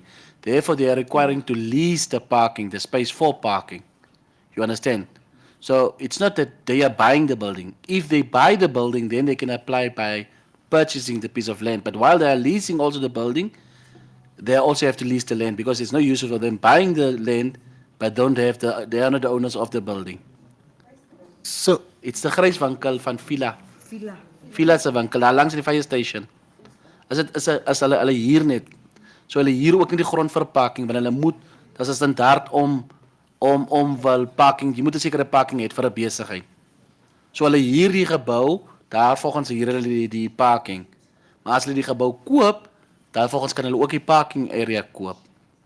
but I do understand. I have the background after you gave the background, His Worship. But I still do think to rent a land for 10 years, and after what is also the arrangement? Maybe it's a private thing between the owner and him. But I think for 10 years it's still too long. We can renew it after 3 years, if he needs the land. But You're saying, just say, repeat yourself again. Let's stay 3 years. yes, And then we renew it of after- renewal. Oh. But because it's 10 years is too long and we are committing ourselves, and if that doesn't work out between the owner of the building and whatever, we still have a lease that holds us there. Do you understand?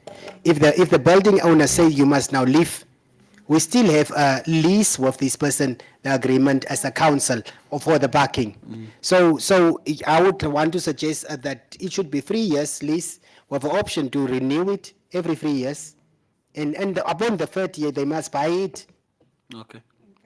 That's Af- that's a after- proposal from you. That's the proposal for me. 3 years to lease, and then additionally after that 3 years, and after that they must buy it. Okay.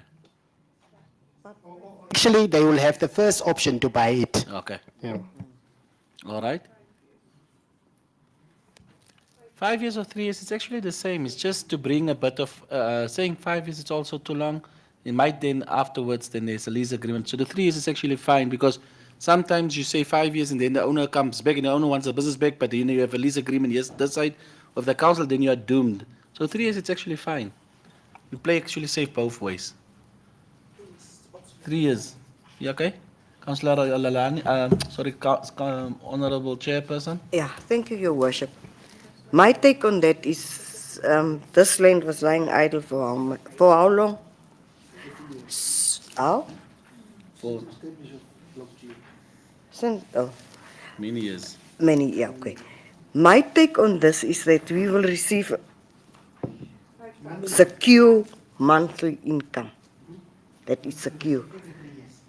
No, I said it was lying idling since the establishment of Block G.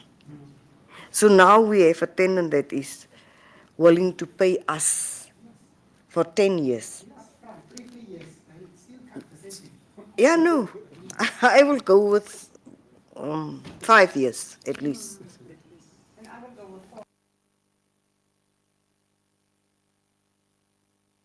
Councillors.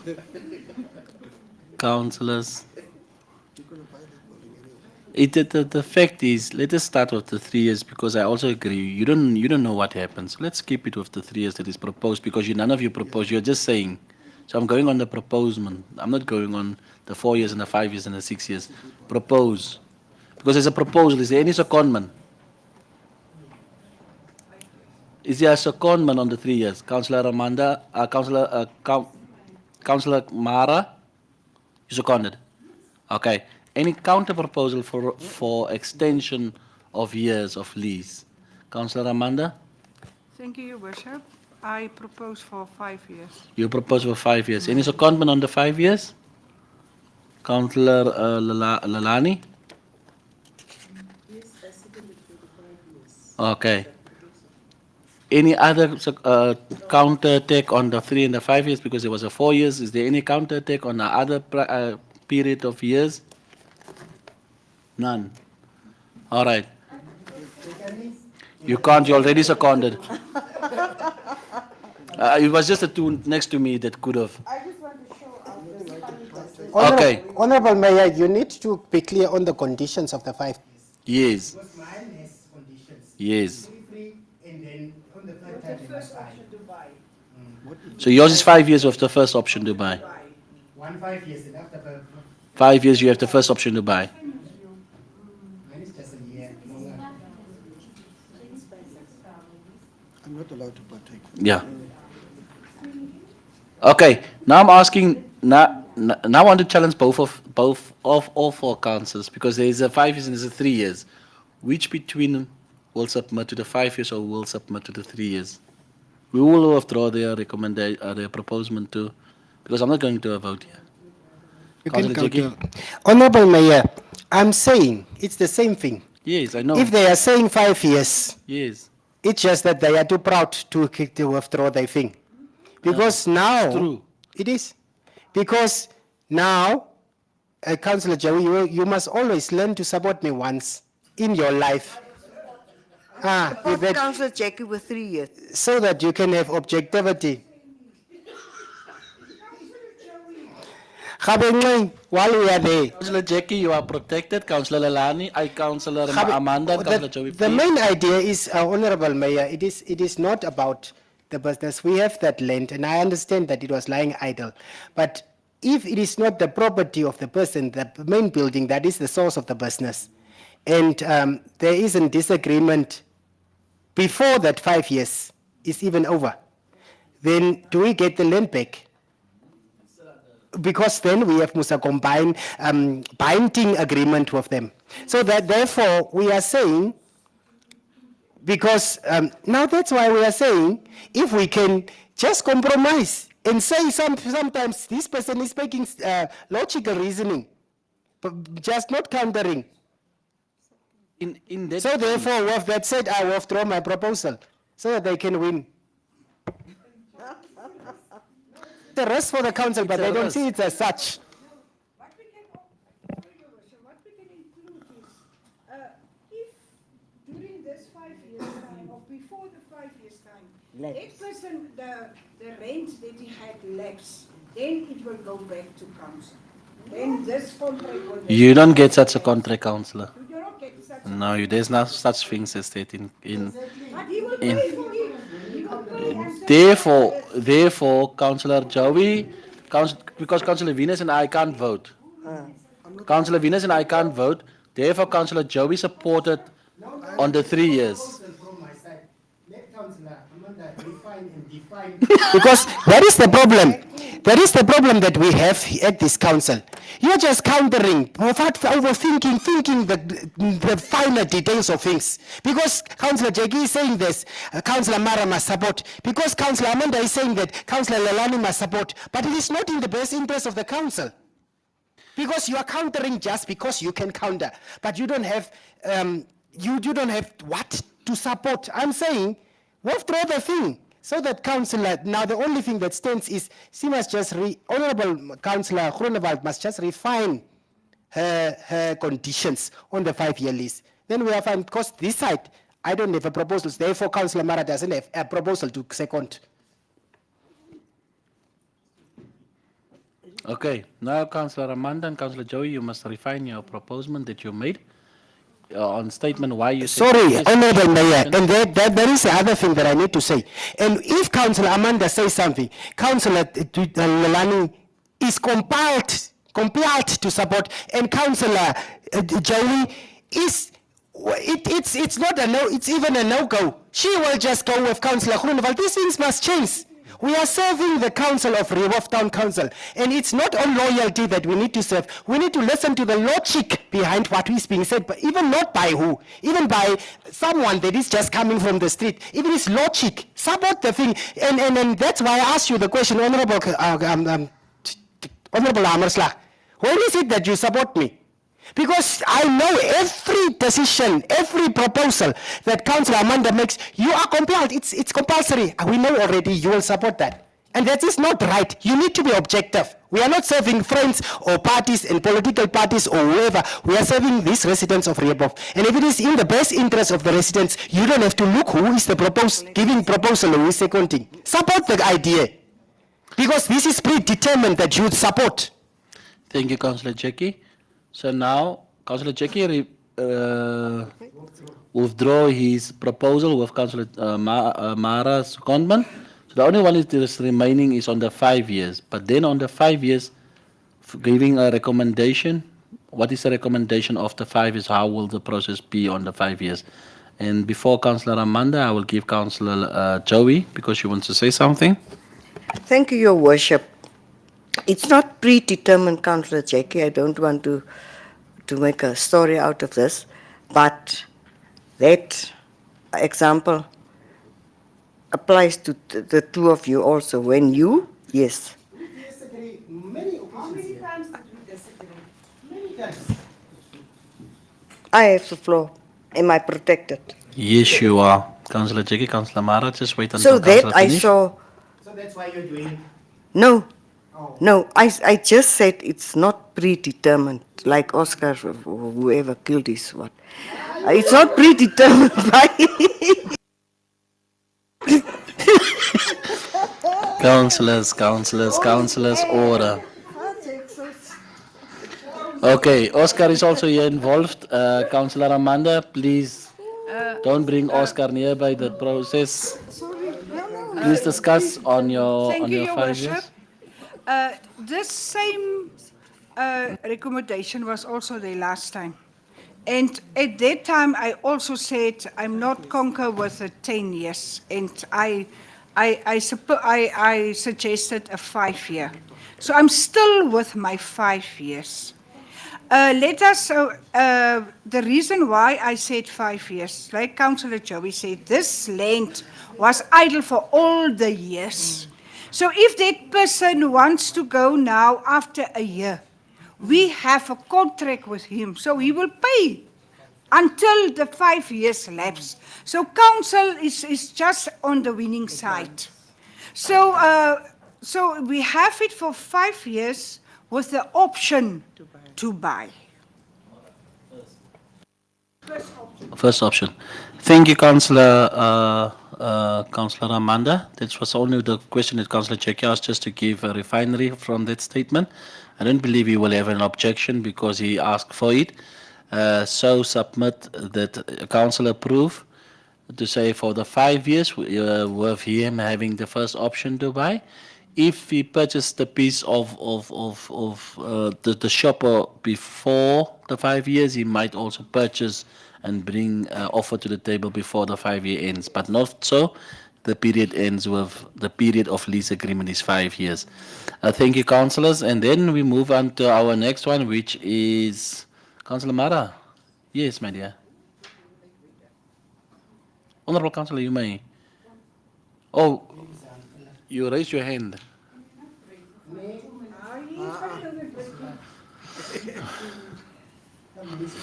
Councillors, she asked you nicely, and the way you're answering her, it's not I fair. didn't ask any councillor. Yes. I asked the chair of this house. Yes.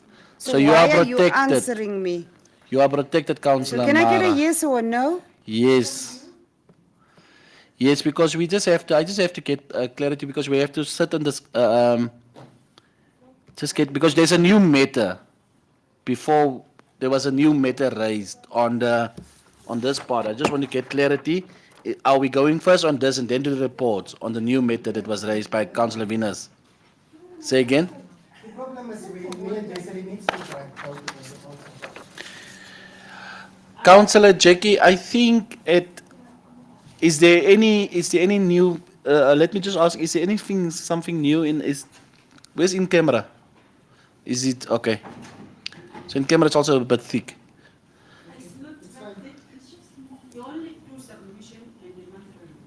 Okay, in the monthly report. Okay. So councillors, I think for now, because the monthly report, we already saw it last month exactly the same. So I think we can skip for now the monthly report on certain points, not on everyone, on certain points. There is certain ones that we can just shorten time. So let's take a 2-minute break, and then we can continue with the new matter, which is portfolio areas of councillors. Thank you.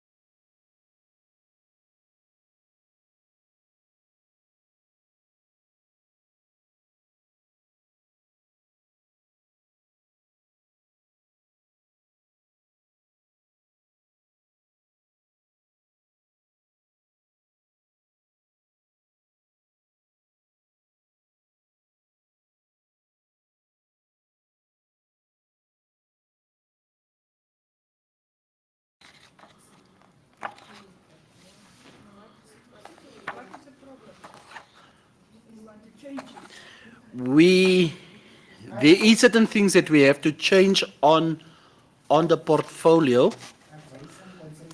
Yes, the one is, are we live, Jafet? The one concern of it is too many councillors on one portfolio. And therefore, if it comes to traveling, it's becoming too expensive because it's too many councillors on one portfolio. Certain portfolios like electricity and street lights, there's 2, 4, 5 councillors. Then it's also that we have housing, water, storage, waste removal, electricity, street lights, Rio Spa and tourism, sports and youth creation, roads, fire brigade and traffic, cemetery, uh, characteristics, what? Charities and social welfare, renovation and decoration, sand mining, security and disaster management, GIZ protocol, public relations and investments, agriculture and townlands, uh, ad- administration and union affairs, and technical affairs and finance department. Councillor Jackie? His Worship, I'm one of those that made the plea that this should be reconsidered. The councillors are sometimes 5 on a portfolio. Because we are 7 councillors. And when we are 7 councillors, it means only 3 can serve on a portfolio. Because if we are 5, then we don't need portfolios, councillors. We are then now a whole council. So the other 2 must just come over so that we can stay at this. So therefore, we need to realign and reallocate certain duties in certain portfolios. Also, if need be, that we need to get 3 councillors at everything. And we also need to look at the portfolios. Some of them are stagnant, dormant, not working. Not single thing has been done on it. And that we need to also, if need be, we have only a few months. And if we can see clearly that this is not going to be achieved, then we must do away with the portfolio itself, because we did not do anything with it for 5 years. So that was my concerns why I brought it under the attention of the office of the CEO and also the mayor, that we could look at these things. And like, for instance, administration and union affairs, we never touch that. But we are 5 or 6 at that one. It is no need, it is not using any, admin is already supposed to be under the chairperson's wing. And union affairs always come to its workers. It comes to the chair lady and the management committee. So I think if there is need be, then it should come under it's an administrative task. It cannot be a portfolio. It cannot be a portfolio, yes. Those are the things that I'm looking at. Therefore, the 4, 5 councillors, we need to, one of us must move to some land. I think for land, it's fine in housing, because 4 is doable. But housing is must land and land is must housing. Why are we having 2? Yeah. So we are just amending on That- under that- housing and land. The councillor that is not there must now be removed.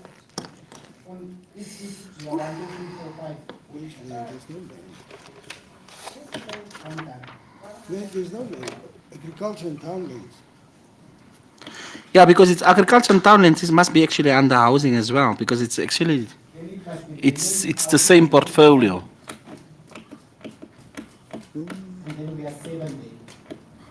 So housing and agriculture and land will be one portfolio. Yes, so it means that counts between me, Councillor Amanda, Councillor Joey.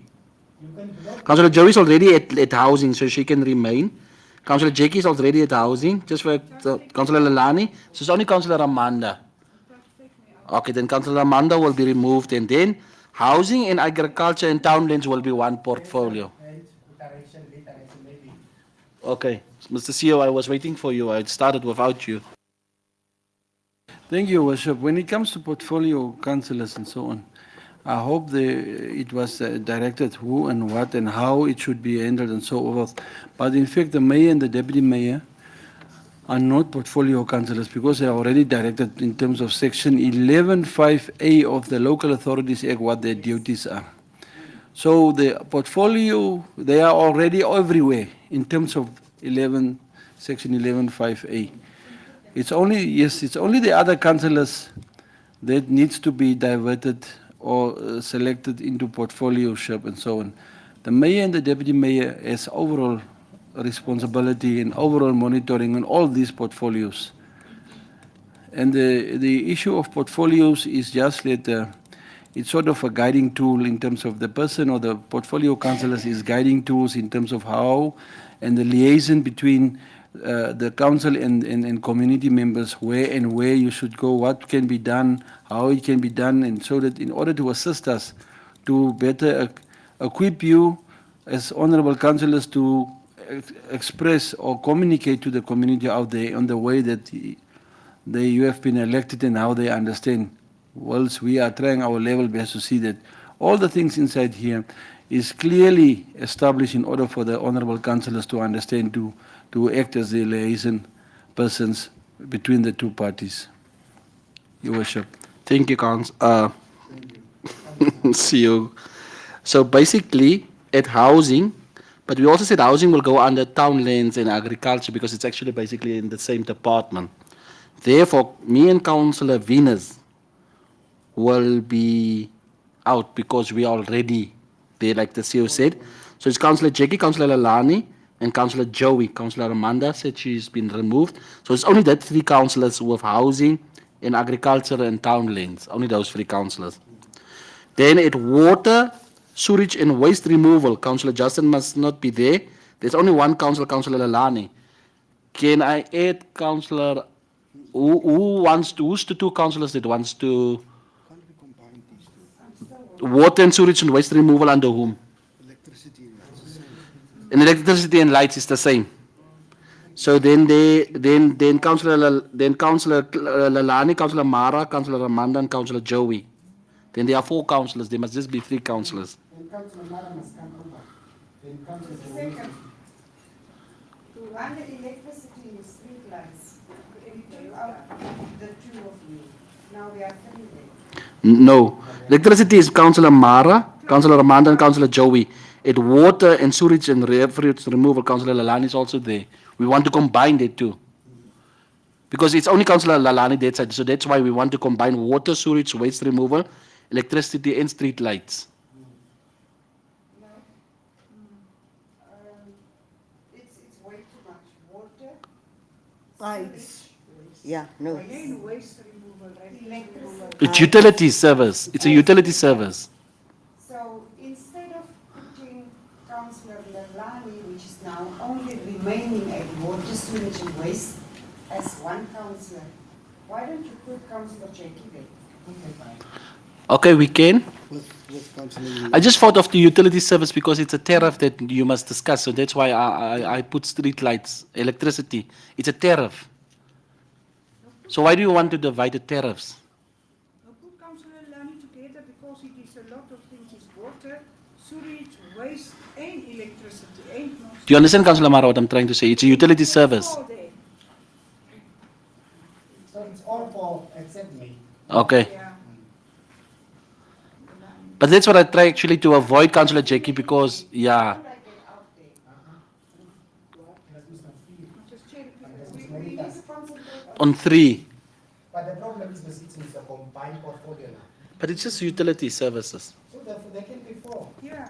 Because this one is a bigger, broader thing. Okay. Electricity, street So then we say Councillor Lalani just be added to that. Okay.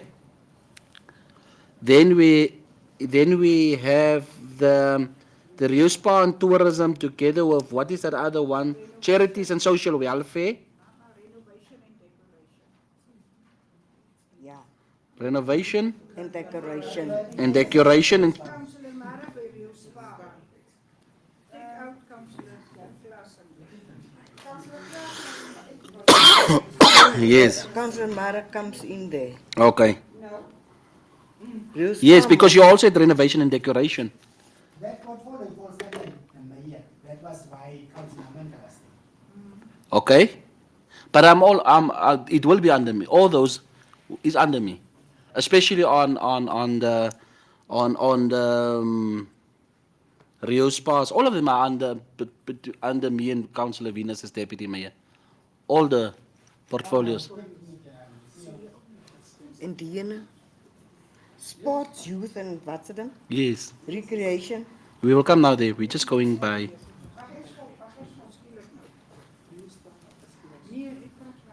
All the years it was not like that. Now You can do the real span, you do all the sports. So that I understand, you spa, Mhm. tourism, Mm-hmm. together Renovation and decoration. Yes. responsibility of Councillor Amanda, Councillor Mara, Councillor Joey, Yes. and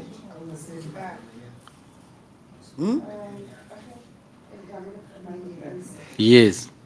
It becomes one. Because it's exactly the same. Because how do you do renovation and decoration without tourism?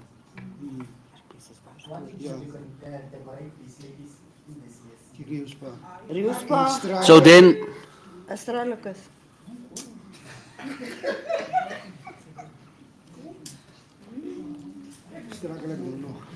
is it okay? Yes. Okay. Councillor Amanda, you asked a question. Your question was, why did just want Councillor Mara to be at Rio Spa.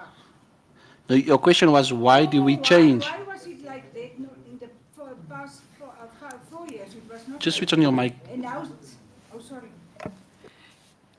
In the past 4 years, it was not like that, and now things change. Okay. Councillor Mara, every chairperson of every chairperson of the council is having the right to partake or to give certain guidance when he or she was in that position. And from my side, I just want us to have an active council in the portfolios with the remaining time because we have to give reports. So what I'm trying to do with this whole portfolio to bring it in such a manner whereby councillors must take accountability on the last few months in order to close certain um, burning low-hanging fruits of bringing certain services to the people. So that's basically that. So because me and Councillor DM, it's impossible for us to manage everything, and therefore we want to delegate because it's the last year. In year one, in year two, when Mayor Junius was here, we started with the portfolio trying to be a bit active. So this is our last year. So now it's time for reports. So if you do not perform in your portfolio, you can't blame any person. You just have to blame yourself because you didn't bring your part in your portfolio to be active. That's all. So I hope you understand it. Just to break up the last, because now we have to work, everyone, very hard. Then we move on to youth and sports, youth and recreation. Councillor Venus and Councillor Justin is out. Councillor Jackie, Councillor Uiras, Councillor Mara, can we add you there? Charity, why don't you social welfare with sport? Social welfare with sport as well. Charities and social welfare. Councillor Jackie. I don't want to be with Councillor Mara on sports for obvious reasons. Okay, I'm listening, Councillor Jackie. What is your reason? The plus OCM explained it very clearly, the sentiments that she has about sports. Oh, So okay. therefore, I must Councillor stay. Mara, I give you the opportunity to defend yourself because the time you were not a sports portfolio, but now you're becoming one, so now you might change. Councillor Jackie, if you can get order, please. I'm requested by the chair of this house to serve on the sports, youth and recreation portfolio. So therefore, I do accept that. In order for me to see to it that some of the issues which I stated in my previous OCM, which was not even tabled, should now come clear. We made a decision in our prep meeting in Arab Bush, of which you were not there. to take part. Honorable Mayor, Am I this is not the protected? discussion that we're supposed to go into. Yes, I understand, but Councillor Mara is protected. First, I wanted just to finish, and then we can have the discussion further. So, Councillor Mara, you are quite right. Honorable Amerslag, do you see that we differ? And seriously, so? Councillor Jackie, that's also not a discussion we want to go into now as well. So, under sports, youth and creation, together with charities and social welfare, we combine. So the only person that comes in here is Councillor Mara. Councillor Amanda, do you also want to be part, or do you want to be excused to something under other portfolio, or do you want to be prepared under your sports and youth? You want? Can we remove you from there? Okay. No, Councillor Amanda is also, no, we had sports and youth and recreation together with charities and social welfare. That also goes hand in hand. Because Councillor Jackie, you are actually doing this without knowing it on charities and social welfare. Because you are every time with a grave. Oh, Yeah, I am. it's a grave. It's you are working. It means you are active. But you did do what the with the food that you last time got for the hampers and so forth. That's what I'm saying. You are doing without knowing even. So if it's fine if you can combine the two together, then we remove sports, youth, and recreation together with charities and social welfare. Therefore, Councillor Mara will be part of Councillor Jackie and Councillor Uiras, and then Councillor Amanda will be out there. She will be removed from that one. Is it okay? Councillor Amanda is at charities and social welfare. Yes. She will come under the fire brigade, roads, fire brigade, and traffic. Before we continue, hier registreer mekaar. The sports, youth and recreation, I'm still there. Yes, it's together with charities and social welfare. It's combined now. Oh, there's a line there, previously, that's confusing me. Yes, Okay. Which is the same person. which is the same person. Yes. So I cut it from here. Yes. Okay. So I can continue now. Eh? Then we move over to roads, fire brigade, and traffic, whereby Councillor Mara is the only councillor there, and I'm adding Councillor Joey and Councillor Amanda there because Councillor Joey, you have a passion for the fire brigade. Is it okay? Together with technical affairs. Okay, together with technical affairs, good. So you have it as such? Then you must add Councillor Mara with technical affairs. No, at the moment I'm with roads, fire brigade and traffic. Yeah. Yes. Combine with technical help. So the only person that has been added there is Councillor Amanda and Councillor Joey because you're the only one currently in that one. And Councillor Amanda.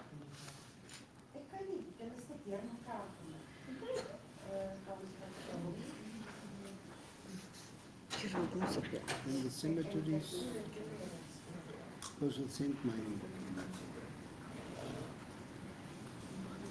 Anything disaster.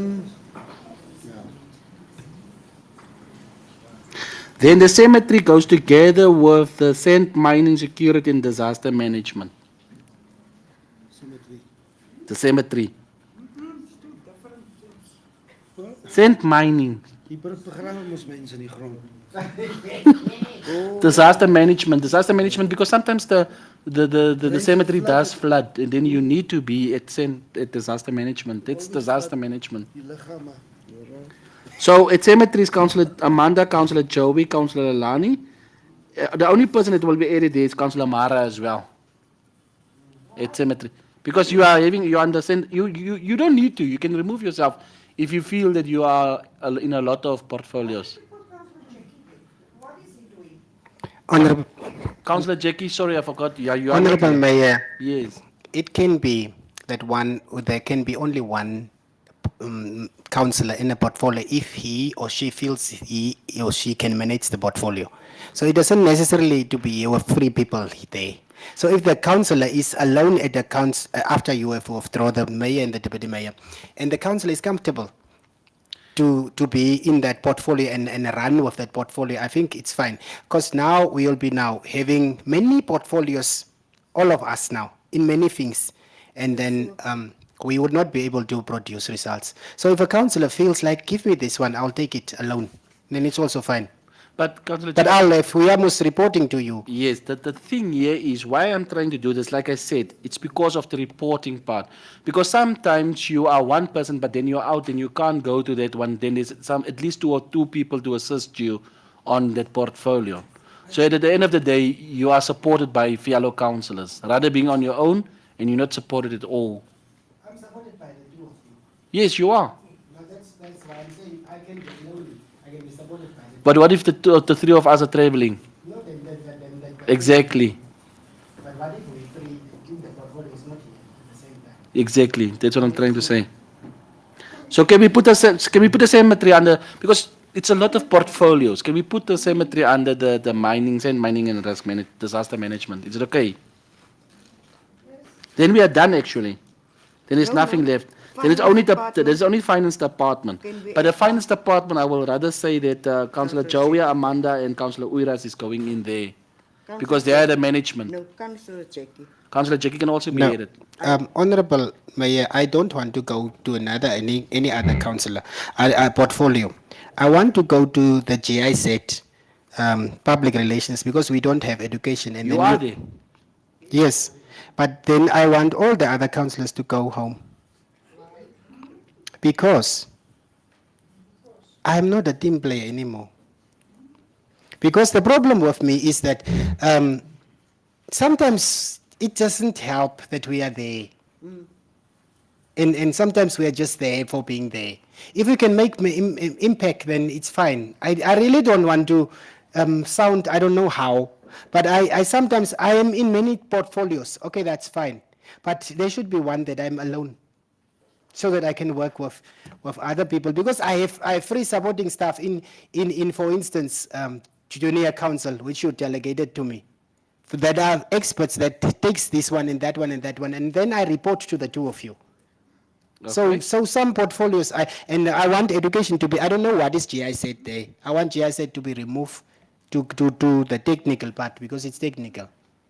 Because I really don't want us, or otherwise please take me out of all the portfolios. Let's then make like this. Let At me just serve finance- as a councillor. At finance, can Councillor Joey be there? Then at cemetery, Councillor Amanda. Then at GIZ, Councillor Jackie.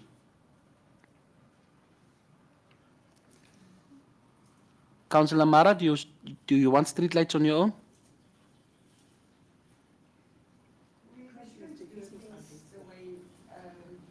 No, I'm going to a point. Just bear with me. No, your point is not, it's pointless. We shouldn't try to adapt what the councillor next to me is saying. Because I want to it's- be in any portfolio. If that is the case, just leave me. I will you work know, as a councillor. I feel a little bit But offended. I must, Honorable But am I Groenewald. protected here? Councillor Am I Jackie. protected? Honorable Groenewald is also speaking Am I- constantly while I'm Councillor speaking. Yeah, I didn't say against No, I'm not you. talking to you. I'm Councillor talking to Councillor Jackie. But it Groenewald. was my turn. Councillor Jackie. No, but Councillor Groenewald was Mara. talking to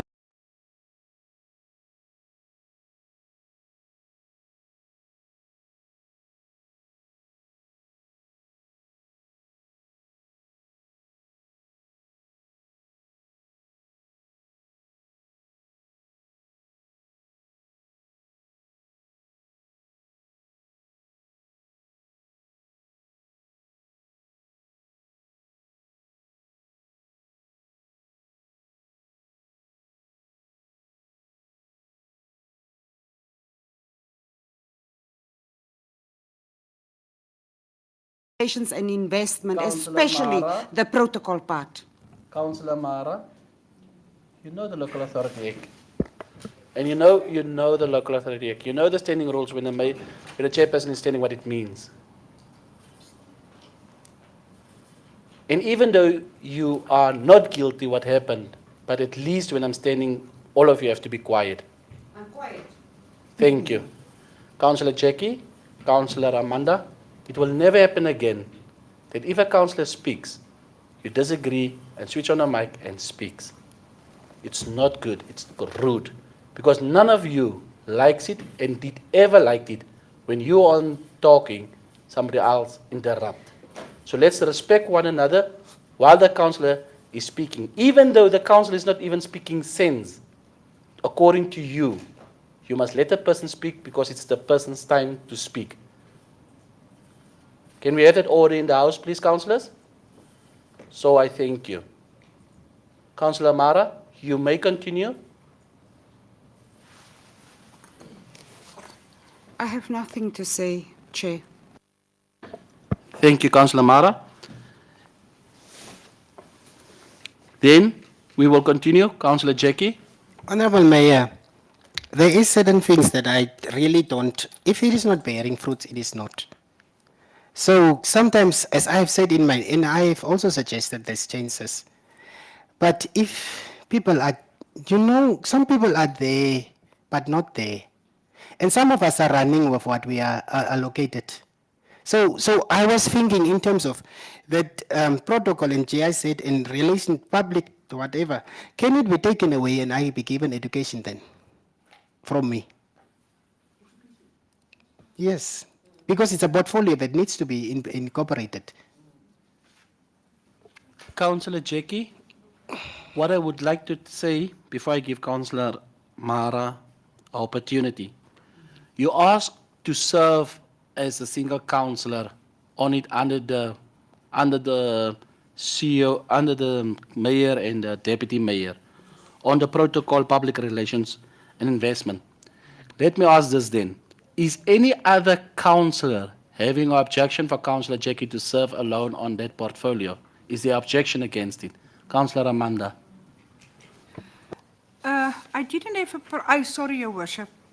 GIZ, let us then separate the things. Protocol, I think Councillor Mara is very good in that one. And also public relationship and investment. Can't we then separate it to put Councillor Jackie then with GIZ because it is also... No, only GIZ. Protocol, Councillor Jackie, Mara. please, ma'am. I'm not willing to do it. Anymore. Okay, then So- I withdraw. Okay. Councillors, I'm asking again, is there any objection regarding what Councillor Jackie requested? On the protocol, public relations and investment, GIZ. Is there any objection, Councillor Mara? I don't have an objection, I have a suggestion. Okay. GIZ protocol, public relations and investment, can we kindly add education there for Councillor Jackie? Okay, thank Thank you. you very much for your good understanding. Thank you, Councillor Mara. Then add education there. Then it's only finance department that is left. Finance department, is it okay if that is Councillor Joey, Councillor Amanda, and Councillor Lalani as the management under finance because it just suits you well? Then me and Councillor Klaasen is obviously overall. Is that okay by you? So, do you have it as such, Salome? Part of it. Okay. So housing, let's just recap. Housing is together with town lands and agriculture, whereby Councillor Lalani, Councillor Jackie, and Councillor Joey Councillor Jackie, Councillor Lalani, and Councillor Joey is there. No, she took her out there. Then water, sewage, removal, electricity, and street lights. It's only Councillor Mara, Councillor Lalani, Councillor Mara, Councillor Amanda, Councillor Joey, and Councillor Lalani is there. Then under Rio Spa and Tourism, you just add Councillor together with charities and social welfare. Sorry, not charities, renovation and decoration. You just add Councillor Mara to, so it's basically Councillor Joey, Councillor Amanda, and Councillor Mara who's there.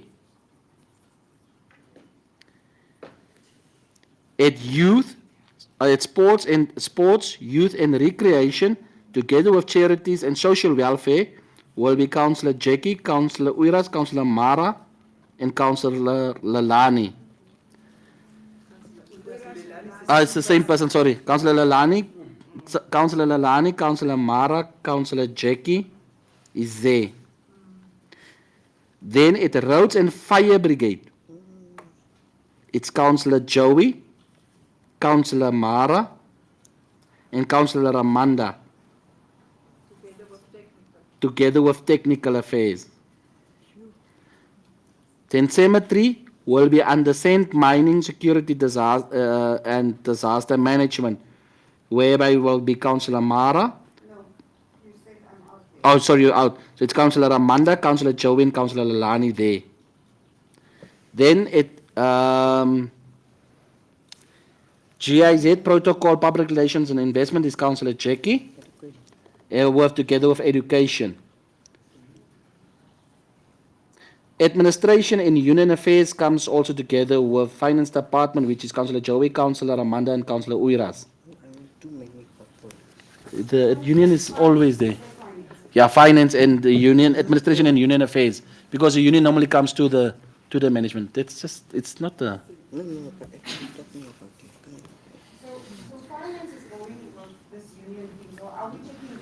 Because the union is just going. Normally the unions are coming to see first the management. It's It's just like. Yeah, we just added at the finance department. It's because the union normally comes once a year to council, and then normally goes to the management. So it's only that reason. Is it okay? Councillors, this is proposed. Before we do confirmation of minutes, I need a proposal and a secondment. But before we go to Councillor Mara.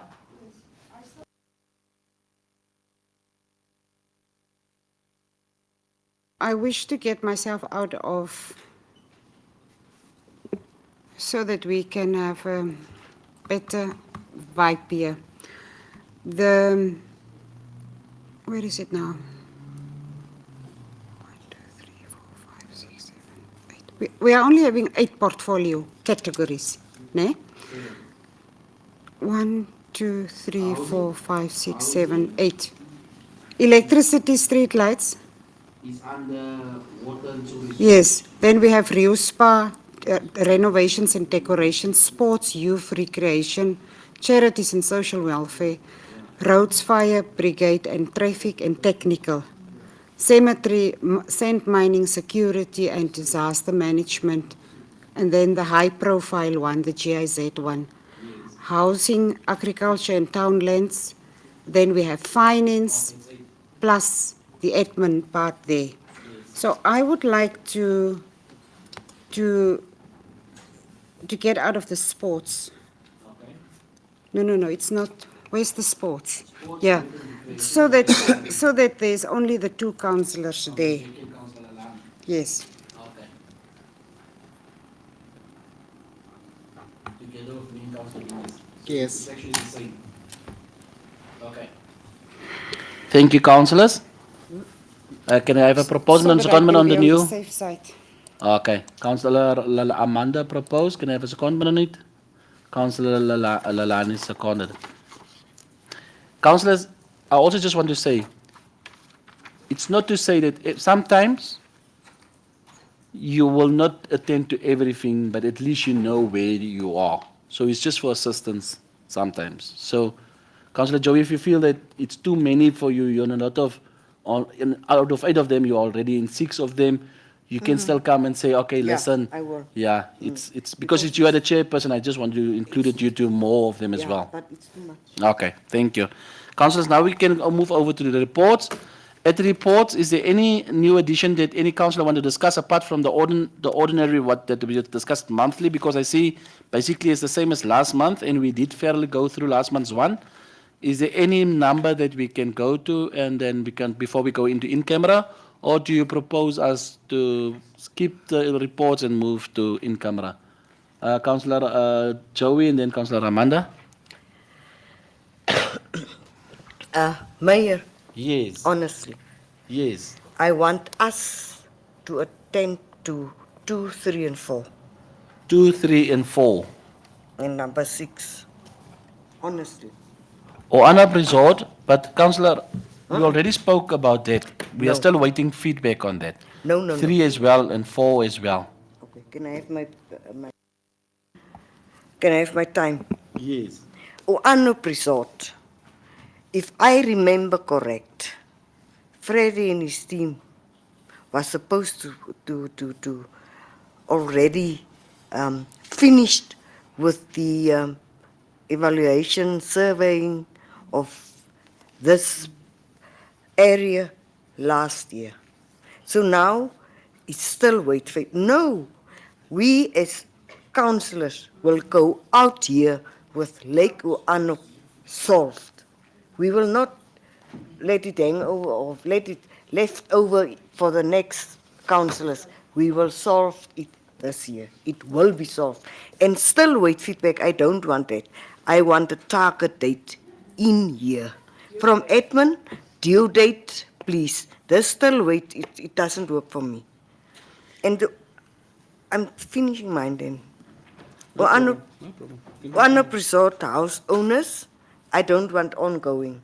I also want a due date. Hobson Lodge. A final reminder to be forward. That's not good enough. That's not good enough. Due date, when will we bring Mr. Jeremy Klute to this table? We must bring him to this table, and very soon. So Hobson will be solved. Invite him, give Yeah. instruction then. Don't I will ask give the him, instruction to Ms. Cassandra to invite him for a meeting with the 7 councillors. And Rio Spa, I want to ask Ms. PRO probably, when will we do the MOU? Oh, ek het gesien nie. I didn't look at my yeah. All right. And then the other thing of Rio Spa, when will we be opening Rio Spa? We cannot open in this, winter is coming. Okay. Thank you, Councillor Joey. So the question on the OANAP, I think we have just to have a sit down again with the administration on regarding the way forward on OANAP Resort, and Mr. Christie also present, together with Hobson Lodge with Mr. Jeremy present. And then on the matter of RISPA, the NWR, it's tomorrow.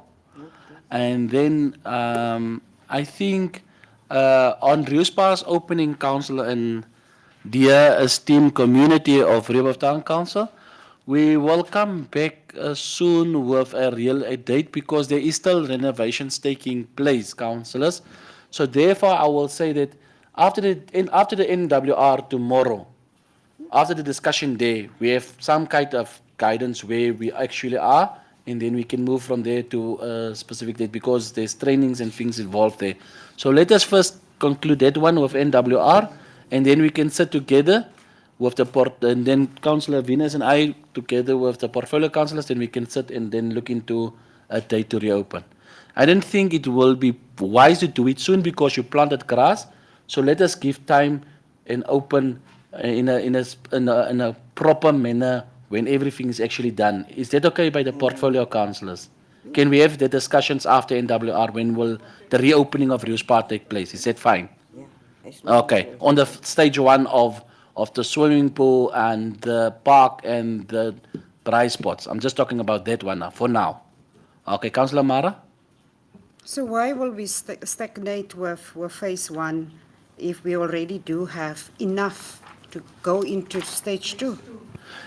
Councillor Mara, that's what I'm just saying.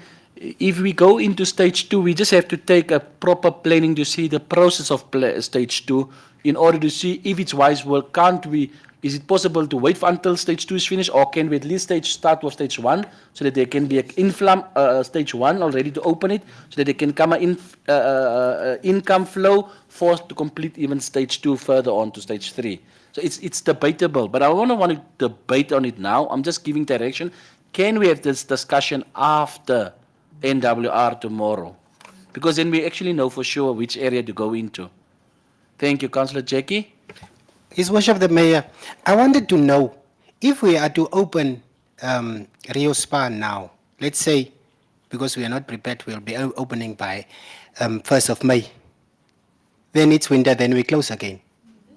So the reasonable date would be after the winter.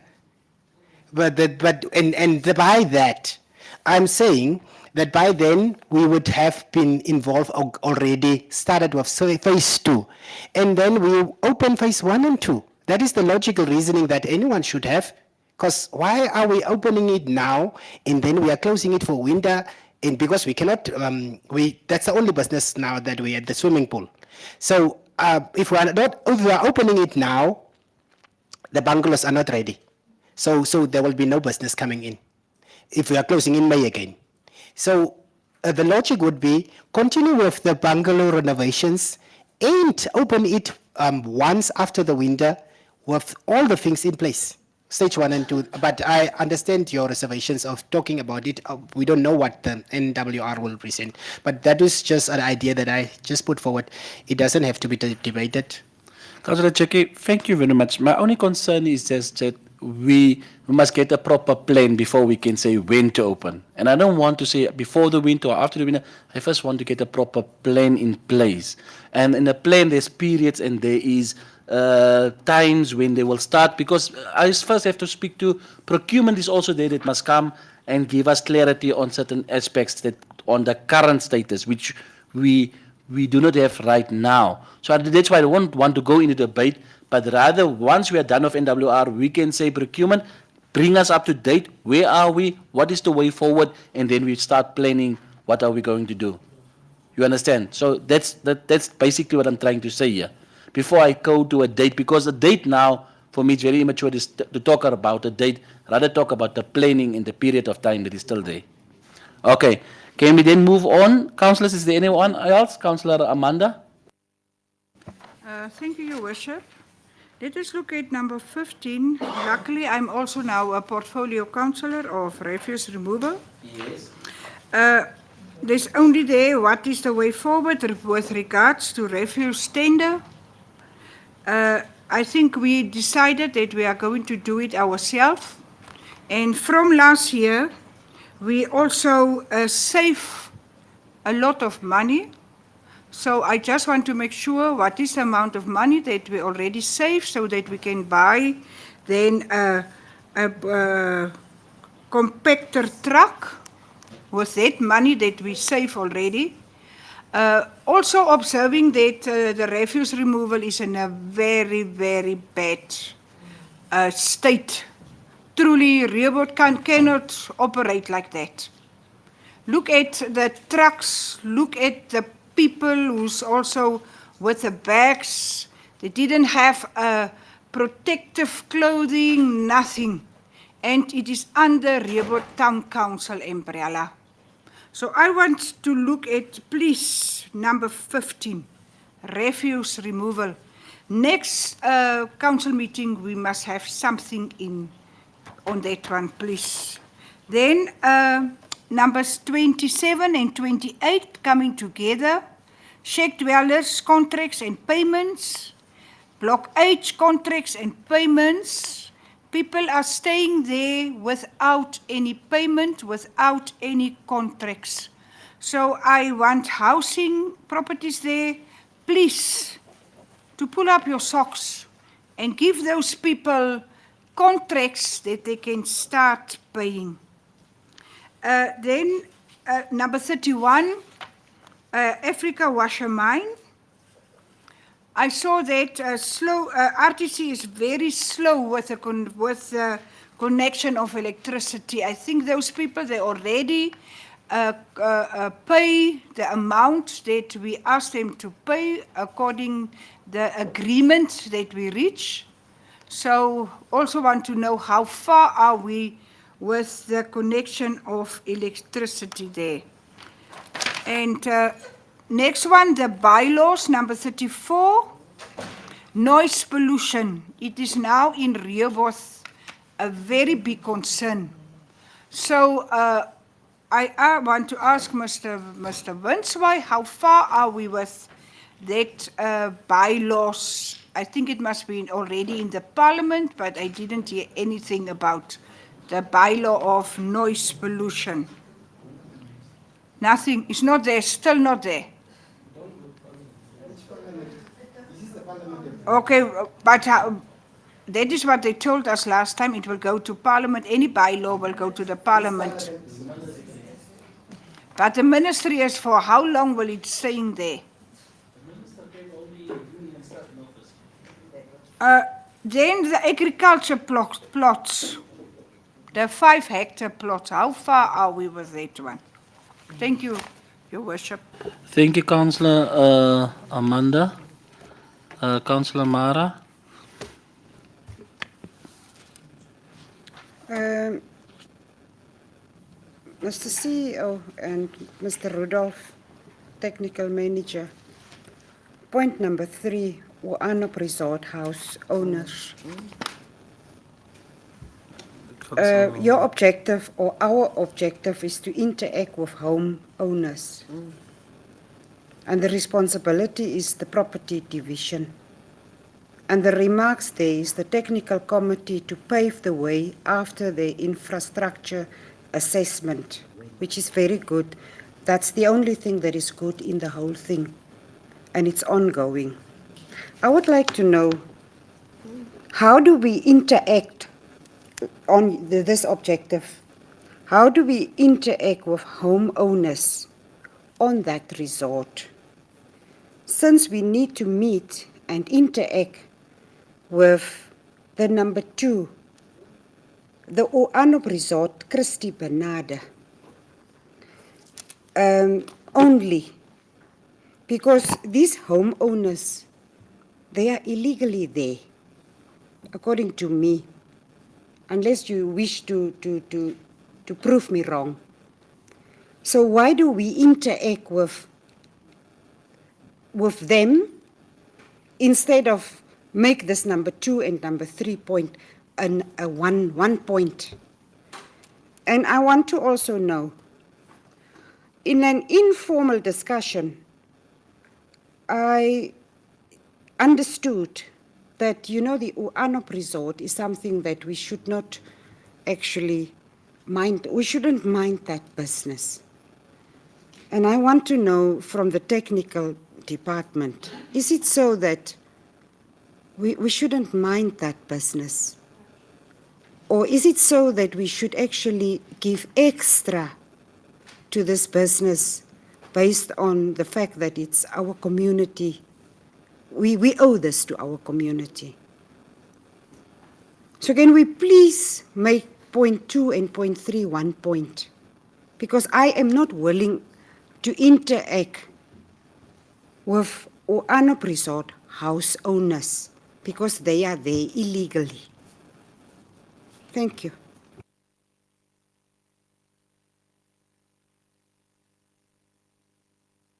Councillor Jackie.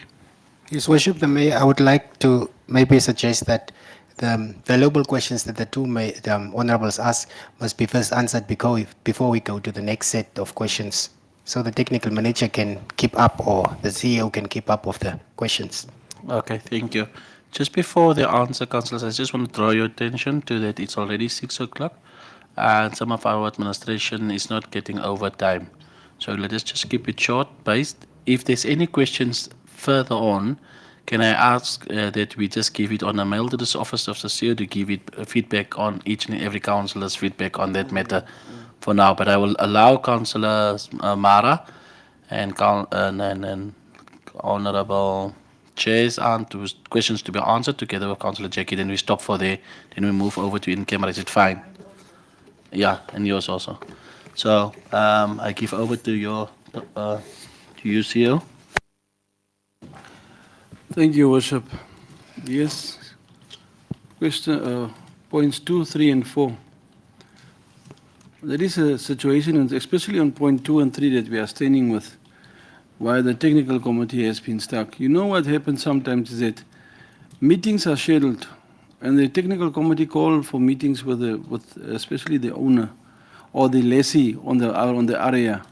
And then it's always this one is busy, the other one has no time to come, and the other one doesn't have time to come. The technical committee even went so far as to decide that they need to have a date to go over there and physically now go in and see what is going to happen. But discussions with him, with Mr. Muyembo and myself, I could really see that, and it's not something that I'm trying to avoid from us to say that we are not doing our job or we're not trying to mitigate this issue, especially even going to 2.4. Is it every time that we as the admin try to influence those people on these places to come and to have mitigation or to have meetings so that we can solve this issue, because we also decided with the house owners we are not going to deal with it. We need to deal with the lessee on the property, for instance. They normally detect that no, we know what these people want to do, and unfortunately they contact most of the councillors personally then afterwards and say, yes, this is what we want to do, just give me the land. I even detected one of them said, no, I can buy the land from you, you don't need to come and we don't need to do what. But the person agreed that the technical committee should be in existence so that Mr. Muyembo and his team can do their work. And sometimes it is a delaying factor. It put barriers on what they want to do. But that is not an excuse. The one on point 4 at Hobasen, for instance, the person only or the lessee only comes when the finance division has to come down to them requesting the outstanding payments and lease rental fees that are outstanding. Then suddenly there is contact being made with particular staff members or particular councillors to try to remedy the situation. And that is putting staggering blocks in the operations of the administration to find out amicable ways to deal with these matters. But there is a unfortunate truth that once the technical committee and the finance division or those people responsible to work with these people try to now go the next step further on, there's always something that, oh, I'm not satisfied with what these people are saying, I would rather now try to contact the politicians. And that is making it difficult for us. But there is no excuse. Mr. Muyembo can probably come in on that one. But I need to continue quickly on the others. On the others that I've highlighted, and it's I have highlighted them. On point 15, the refuse removal. Yes, indeed. I have to disagree with Councillor Amanda on that one because the Rehoboth Town Council on their own, there is not a major saving profit for us currently, but it's really showing a significant change on the issues that we can maintain and we can collect our refuse on our own. Unfortunately, procurement issues is somewhat difficult. Suppliers of PPEs is somewhat difficult to get, even with the firefighting, the temporary firefighters. Those things have already been approved, but the suppliers of this equipment are always dragging, taking long, and sometimes they are the only agents in Namibia to supply these things. Then the other thing is, the same councillors we are sitting here have decided we have to rotate when we come to the operators of these large trucks. We should give other people also chance. And that is what the waste division, the waste officer, the solid waste officer and his team did. They give other operators also a chance to come in and to see whether we can also give everybody a chance in the economy of the town to bring their trucks and so on. But yes, they find it difficult sometimes to get these people on board, especially the ones that they had, the report from the ones that they had from the beginning were consistent. But the ones that we had to rotate sometimes is having difficulties with the trucks, difficulties with how they operate with the litter pickers and the ones on the trucks. These are the ones that Ronnie Pedro is always encountering. And you will see, every time on a Monday you will find Mr. Pedro at the corner here having meetings with his team, trying to motivate them, trying to make the time consistent. Yes, of course, during this rainy season, it was difficult. It was really difficult. Most of us suffered because of the drainage and flow of water and all those places that had storm water and everything. People could not get to those areas on time. And unfortunately, also being a procurement issue. Mr. Pietro came to my office and said, but these jackets that you can use the PPEs for rainy seasons and so on, was dragging because the suppliers are dragging with these things, and the head of procurement is always trying to fight and see whether these things are being obtained on time. But one thing that we can really say is the profit or the saving might be minimal or whatever, but there is definitely a cost-effective measure on that one. Mr. Moembo will also be able to explain on that one. Then on the agri plots, yes, the Rio Green Scheme is developing. It's a town planning issue. We try by all means to see the forms have been developed.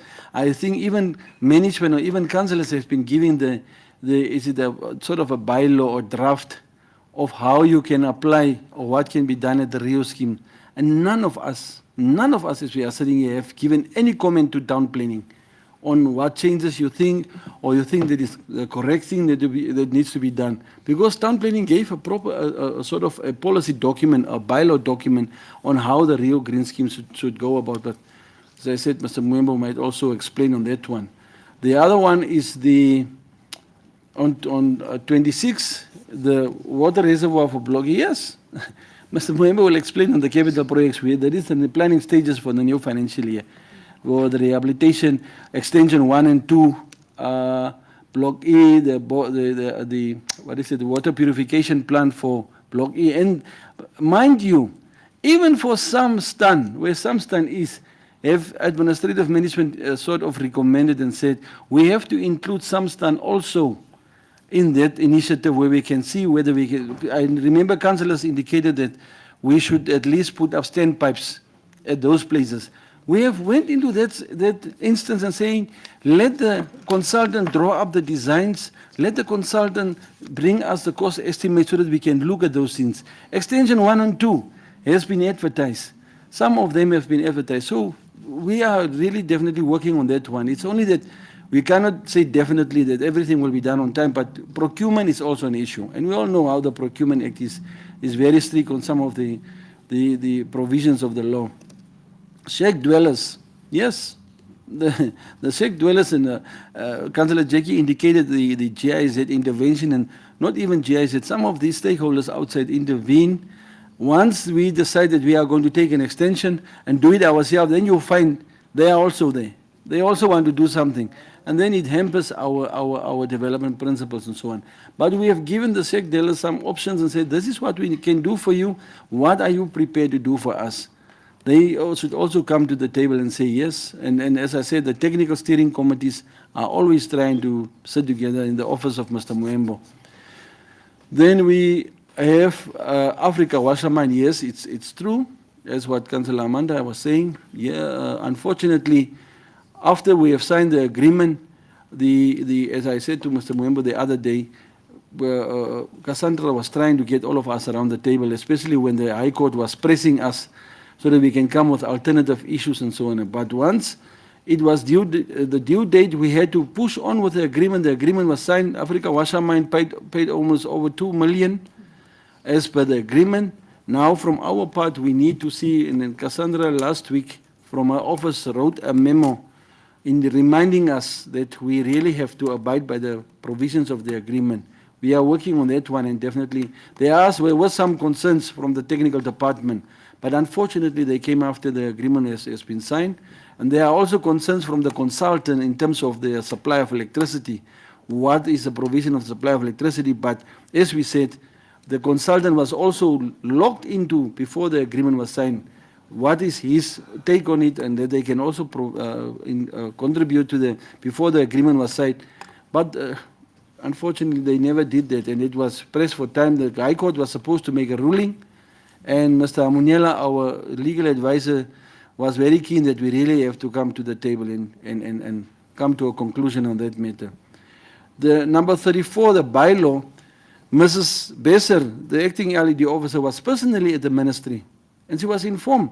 They were the ones who delayed the gazetting of the bylaw. And the gentleman that she saw, they indicated to her, definitely Mrs. Besser, we will see to it that bylaw is gazetted. But this council resolution, gazetting of that bylaw doesn't stop the council resolution to take effect. Because council took a resolution, the government gazette is only for the ministry to take whether we have done the correct thing in terms of the provisions of the regulations of the bylaw in order for them to facilitate the gazetting of it. And it was supposed to be gazetted, agreed. No, it cannot go to parliament. These things don't go to parliament. It's a bylaw of the local authority. When the local authority, after taking a resolution, can even say whether it has been gazetted or not, we are going to implement it as it's supposed to be. So Mrs. Besser really went out of her way to go to the ministry and consult it. We'll follow it up by tomorrow even to come back with an ad hoc provision of that one. The other one was yes, 36, I think. No. 36 is something that excuse me. That is all. That is more or less all. So Mr. Muembo can probably only add or recommend or say something on these things that I've already indicated.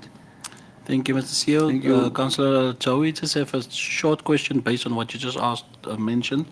Councillor Joey, just ask quickly because I have to give over to Councillor Jackie so that we can then move on. Yeah.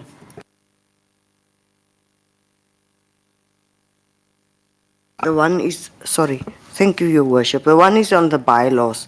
We finished and signed that document last year, April, and it was only delivered to the ministry, I think, in October. So it was lying idling here. The other question that I have is with the Uano house owners and Uano whatever. Did I understand you correct, CEO, when you say that they phoned the councillors?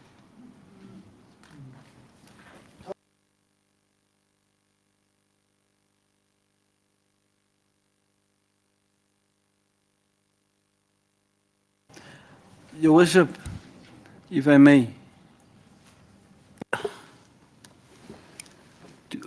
Yes, you may, but I'm just thinking if it's appropriate to dig into it now, but you may.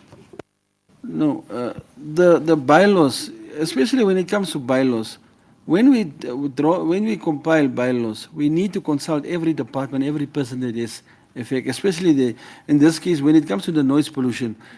As I said in my previous discussions, I already compiled this noise pollution in 2013. But it was never, I think it went through through the council and it was sent back. And later, eventually, when somebody was taking it seriously, we decided to bring it up again. Now, the health division was the one who actually had to spearhead this provision. So they were given the bylaws, and from their side, as I have indicated with the Rio Green schemes, everybody was given a copy to come and comment. Nobody commented. And then eventually I had to force the health division to bring it back to the table, and that is how it came a little bit late, or sort of late to the council, because later on nobody can say they were not consulted. When it comes to laws, you need to consult, and it's an unfortunate thing.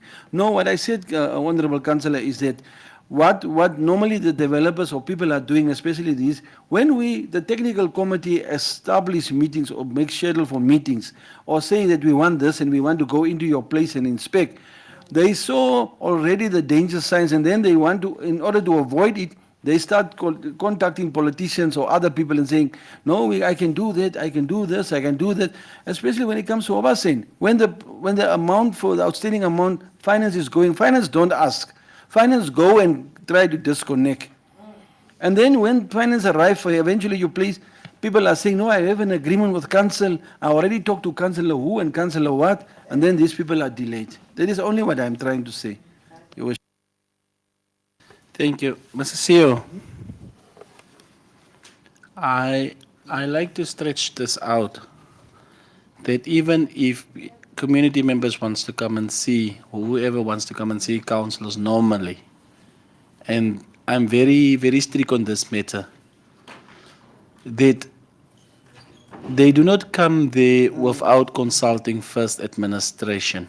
And I previously said that if a client or whoever comes to the council or wants to see a councillor, may it be the mayor, the deputy mayor, the chairperson, one of the members, or ordinary councillor, that person must prove they were first at administration.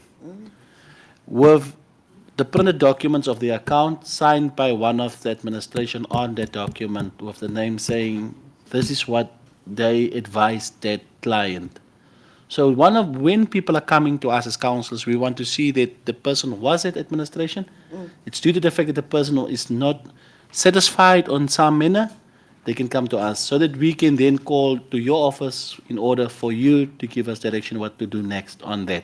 And I please ask, let's remain and focusing on that manner always. And councillors, even though if there is being, even if we are being called by whomever when there's a bid even open, let's reframe ourselves and say, you are having the right to go to procurement, to Michelle, the procurement officer, and there you may ask and query on your documentations and so forth. Let us refrain from that, because tomorrow, even if you did not say so, you did say so because they said they spent time. Appearance sometimes can bring you into trouble, even though you did not even answer anything. Just appearance. I can remember one gentleman, Councillor Mara, made in the mayor's office just an example of a 50,000, and that person used even that 50,000 to say Councillor Mara said so. If Councillor Mara can remember that day, luckily we were there and we could say, but Councillor Mara made an example of a 50,000. She did not say it is so. She just made an example that day in the mayor's office. So let us reframe and let us have more than one councillor present sometimes when people come and see you in its cases like that, please. Can we move then over to Councillor Jackie? Councillor Mara, was there a question based on discussion, or can I give over to Councillor Jackie to conduct and then we can move over? Okay, Councillor Jackie. These questions also go to the same in the same direction. So I'll just start off by saying we had a standing. It's a pity that the legal officer is not here. She's trying to find me some help some way. But we have a standing decision on Lake Wanap, for instance, from the Attorney General's office. And if the administration is telling us that people are not coming to the table, then we have a standing recommendation that needs to take effect. I also want to mention that Obasen has been running cat and mouse with us for a long time. So therefore, we must use what is at our disposal, Mr. CEO. If the person does not come in a reasonable time very soon to the table with us, go and do what you did to the Osia mine. You did that to bring them to table, and then we reach an agreement. So go and do that. I want Cassandra to listen to this also. So that needs to be done. We have measures in place to do the things. If people are not coming to the table, it's a pity that after 5 years of service, one of our main priorities was those two entities when we came in. And we are at year 5 and we did not achieve anything. It's a failure on our part. So therefore, let us look at the amicable solution in terms of one-up and amicable solution if people, and also Hobasen, if Hobasen in the next 7 days is not coming to the table, please go do what you're supposed to do, what you did to the Hosia mine. We have a standing, as I've said, court order or advice from our attorneys. So if people are not coming to the table, just in effect those things. Then the second part is going to the technical manager. Mr. Boembo, this is the how many of time that I'm asking you for alternatives for those people that we did not accommodate on Block H. And yet we are having so many urban. And those were our priority areas. And it's in the Block H group that I'm talking. Point, I don't know point what is that, but it's on the report. Block H people, that those that are not allocated will, and it is a resolution that was taken here previously, I don't know if you were here, that any bulk land and urban available, even those in Block G, will be allocated to those people if you don't provide us with an alternative for those people.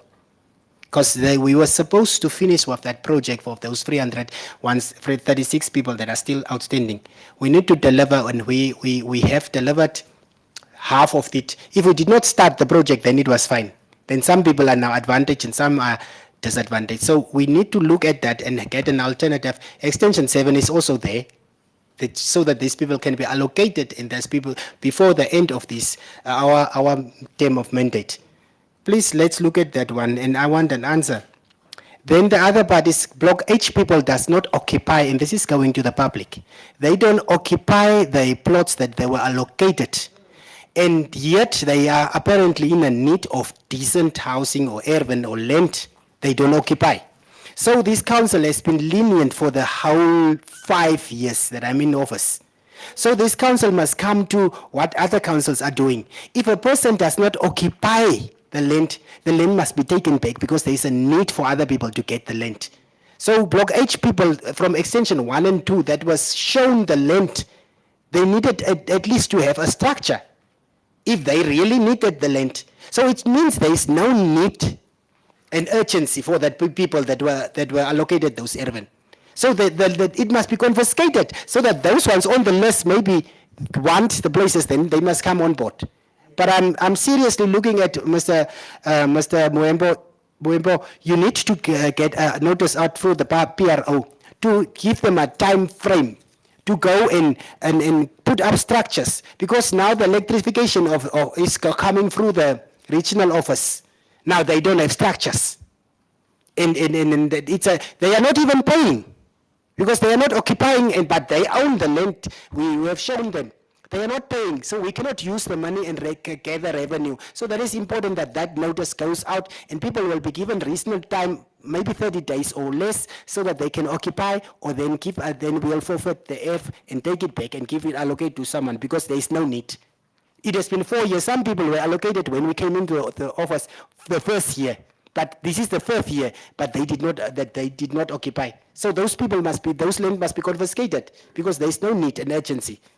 Then the agricultural plots for youth also, it was mentioned, but I don't know. It was a motion that I handed in. And in the manifesto, unfortunately or fortunately, we are working on the SWAPO manifesto. And we as fair-tire government must know that is the idea that was sold, and that is how the people buy in and brought in the SWAPO government in force. So the manifesto that we are implementing wherever we are, in which sector ever, is the SWAPO manifesto. And it talks to us about agricultural land and providing food independence for young people. And we have already tabled, before this manifesto even was put forward, we have already tabled and we said that we will bring DPN and agricultural bank, or what is the other one, to the table and connect the young people with this agriculture and with these entities so that they can access loans and get those land. So that agricultural land for plots for young people, they are asking if you follow on the comments that they're making, it was 3 years ago and they're saying what is happening and we become liars. So that things must be handled. I assume it's the whole agriculture that was addressed by the CEO, and that the youth agricultural plots are also part of that. So then the other one that I wanted to mention is the, let me yield my time then to Honorable Mara for her points, because I'm at odds. I don't know where I was and so forth. But I'm serious in the call to the residents of Rehoboth, especially those that benefited from Block H, to come and occupy the land. And the not coming and not occupying the land tells us as this council that you don't need the land, because we allocated that land in 2020. Sometimes, in 2020 we allocated you the land, but you don't occupy, so there's no need. That's what we are reading. I thank you, Honorable.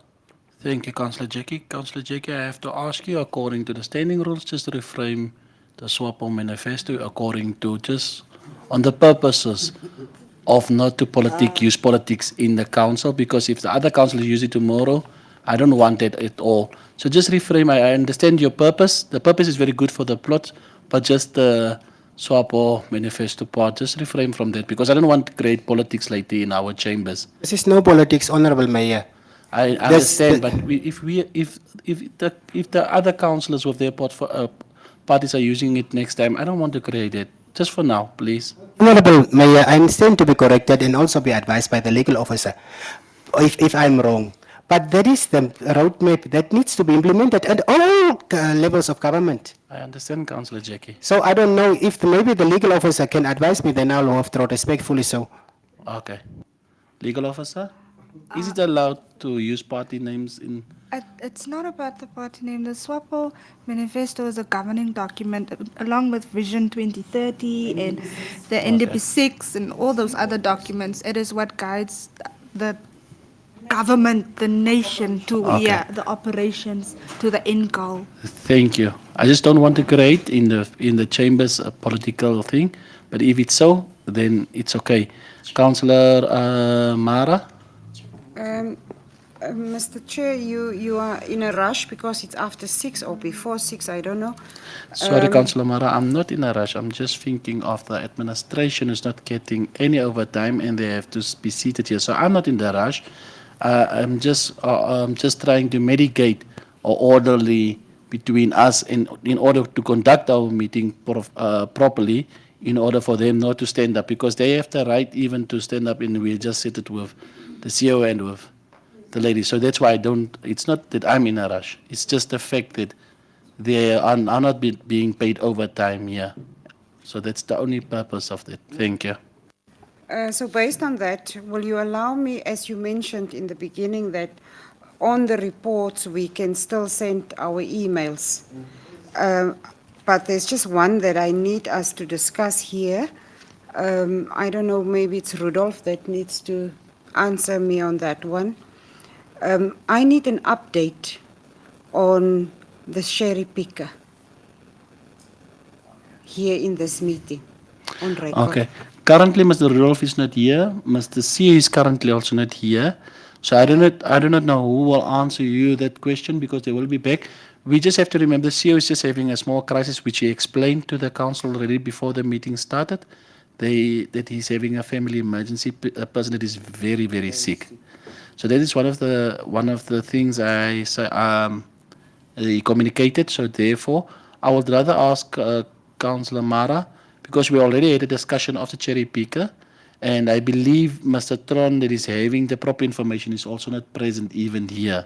So he got hold of it. There is a feedback on from Mr. Tron's side, but he's unfortunately not here. But there is feedback on because they went to Windhoek and they did get a cherry picker. There is a report on the cherry picker, but Mr. Tron is currently not here. But the rest of the information, I'll be glad if you can mail to directly the questions. And then even at the next council meeting, you are allowed just to mention that you requested this information, give it back to the community so that it can be transparent to the community. Yes, Councillor Mara? Thank you. Mr. Rian, you may be able to update us on the cherry picker, or maybe Cassandra. No, unfortunately, I don't have any information regarding the cherry picker. But like the mayor said, we can follow up with Mr. Tron. It would be actually best because Mr. Tron was there. But if Cassandra, do you have any information? Or yes, you may. Thank you, Your Worship. I did accompany Ms. Majid when we went to go find the cherry picker. We did find it, and there was just one mechanical part or machine missing. They did the procurement thereof. I don't know how far along it is, but when we were there, we tested. We did a test and it worked. So that was the only component that was missing. There were complaints from the service provider as to why council wasn't directly involved with him. We did explain that there was a third party involved that stated that the service provider would prefer to work directly with him. The service provider said that was not the case entirely, and he would have preferred to work with council from the get-go. So we cut out that middleman entirely. So I think for the report-wise, I will just ask Ms. Majid how far along it is. I mean, Mr. Chair, if you allow me, that we can now put on point 36, we can take out the very last part of whoever should return the vehicle. I think I'd rather wait for the proper report in order for you to have it on a record here that we can actually say that we can remove anything or what is the actual case. Because I want the finance manager, because he was tasked to do it, so that he first come and report on what he was tasked previously. Then we can work from there. Yes. I do understand your sentiment, but I just think because this is a monthly report that we will every time, so we will have time to remove, and then we will have proper information.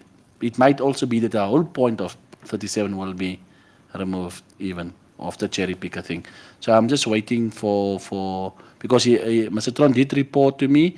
He did give me feedback what Cassandra said, but there were certain things that I was waiting for, and then he will compile it and then he will bring.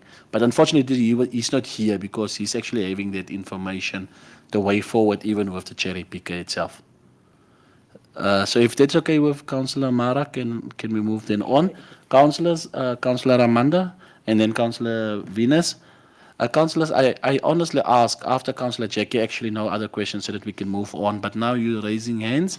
I will allow Councillor Amanda and Councillor Venus. But really we have to move on. We have to respect the administration because if they stood up now and they walk out, there will be no order. And then how will we conduct further the meeting? Councillor Amanda? Thank you, Your Worship. Councillor Jackie, I think you asked a question, why do the people in Block H not occupy their oven? I sit here with a WhatsApp that is coming from the people who have oven in Block H, extension 1 and 2. They complained they cannot occupy the oven, although they already paid their $17,000. Because number one, they in extension 1 and 2, they don't have water. They also don't have electricity. And then they also mentioned to here also and said that it is woes daar. Bushes and trees and everything. They cannot occupy that oven. And they said also there's people who also have their zinc houses there. It is also stolen. So maybe we must go and have a check there on extension 1 and extension 2, Mr. Rudolph. Is it true that they didn't have water? They didn't have electricity? No, okay. I promise that I'm going to raise it here in our meeting, and so that they can hear it from the house, either horse mouth. Extension 1 and extension 2 in Block H. Thank you, Councillor Amanda. Councillor Jackie, on response of Councillor Amanda. Councillor Amanda, I think the technical manager is that, but that land was offered as virgin land, and you don't know, in the Rukoro report it says you are supposed to get virgin land, and those were also there were 3 segments that the Rukoros, the double allocations, and then the new applicants, and the prices of the urban were reduced to such a state that without the services, and also.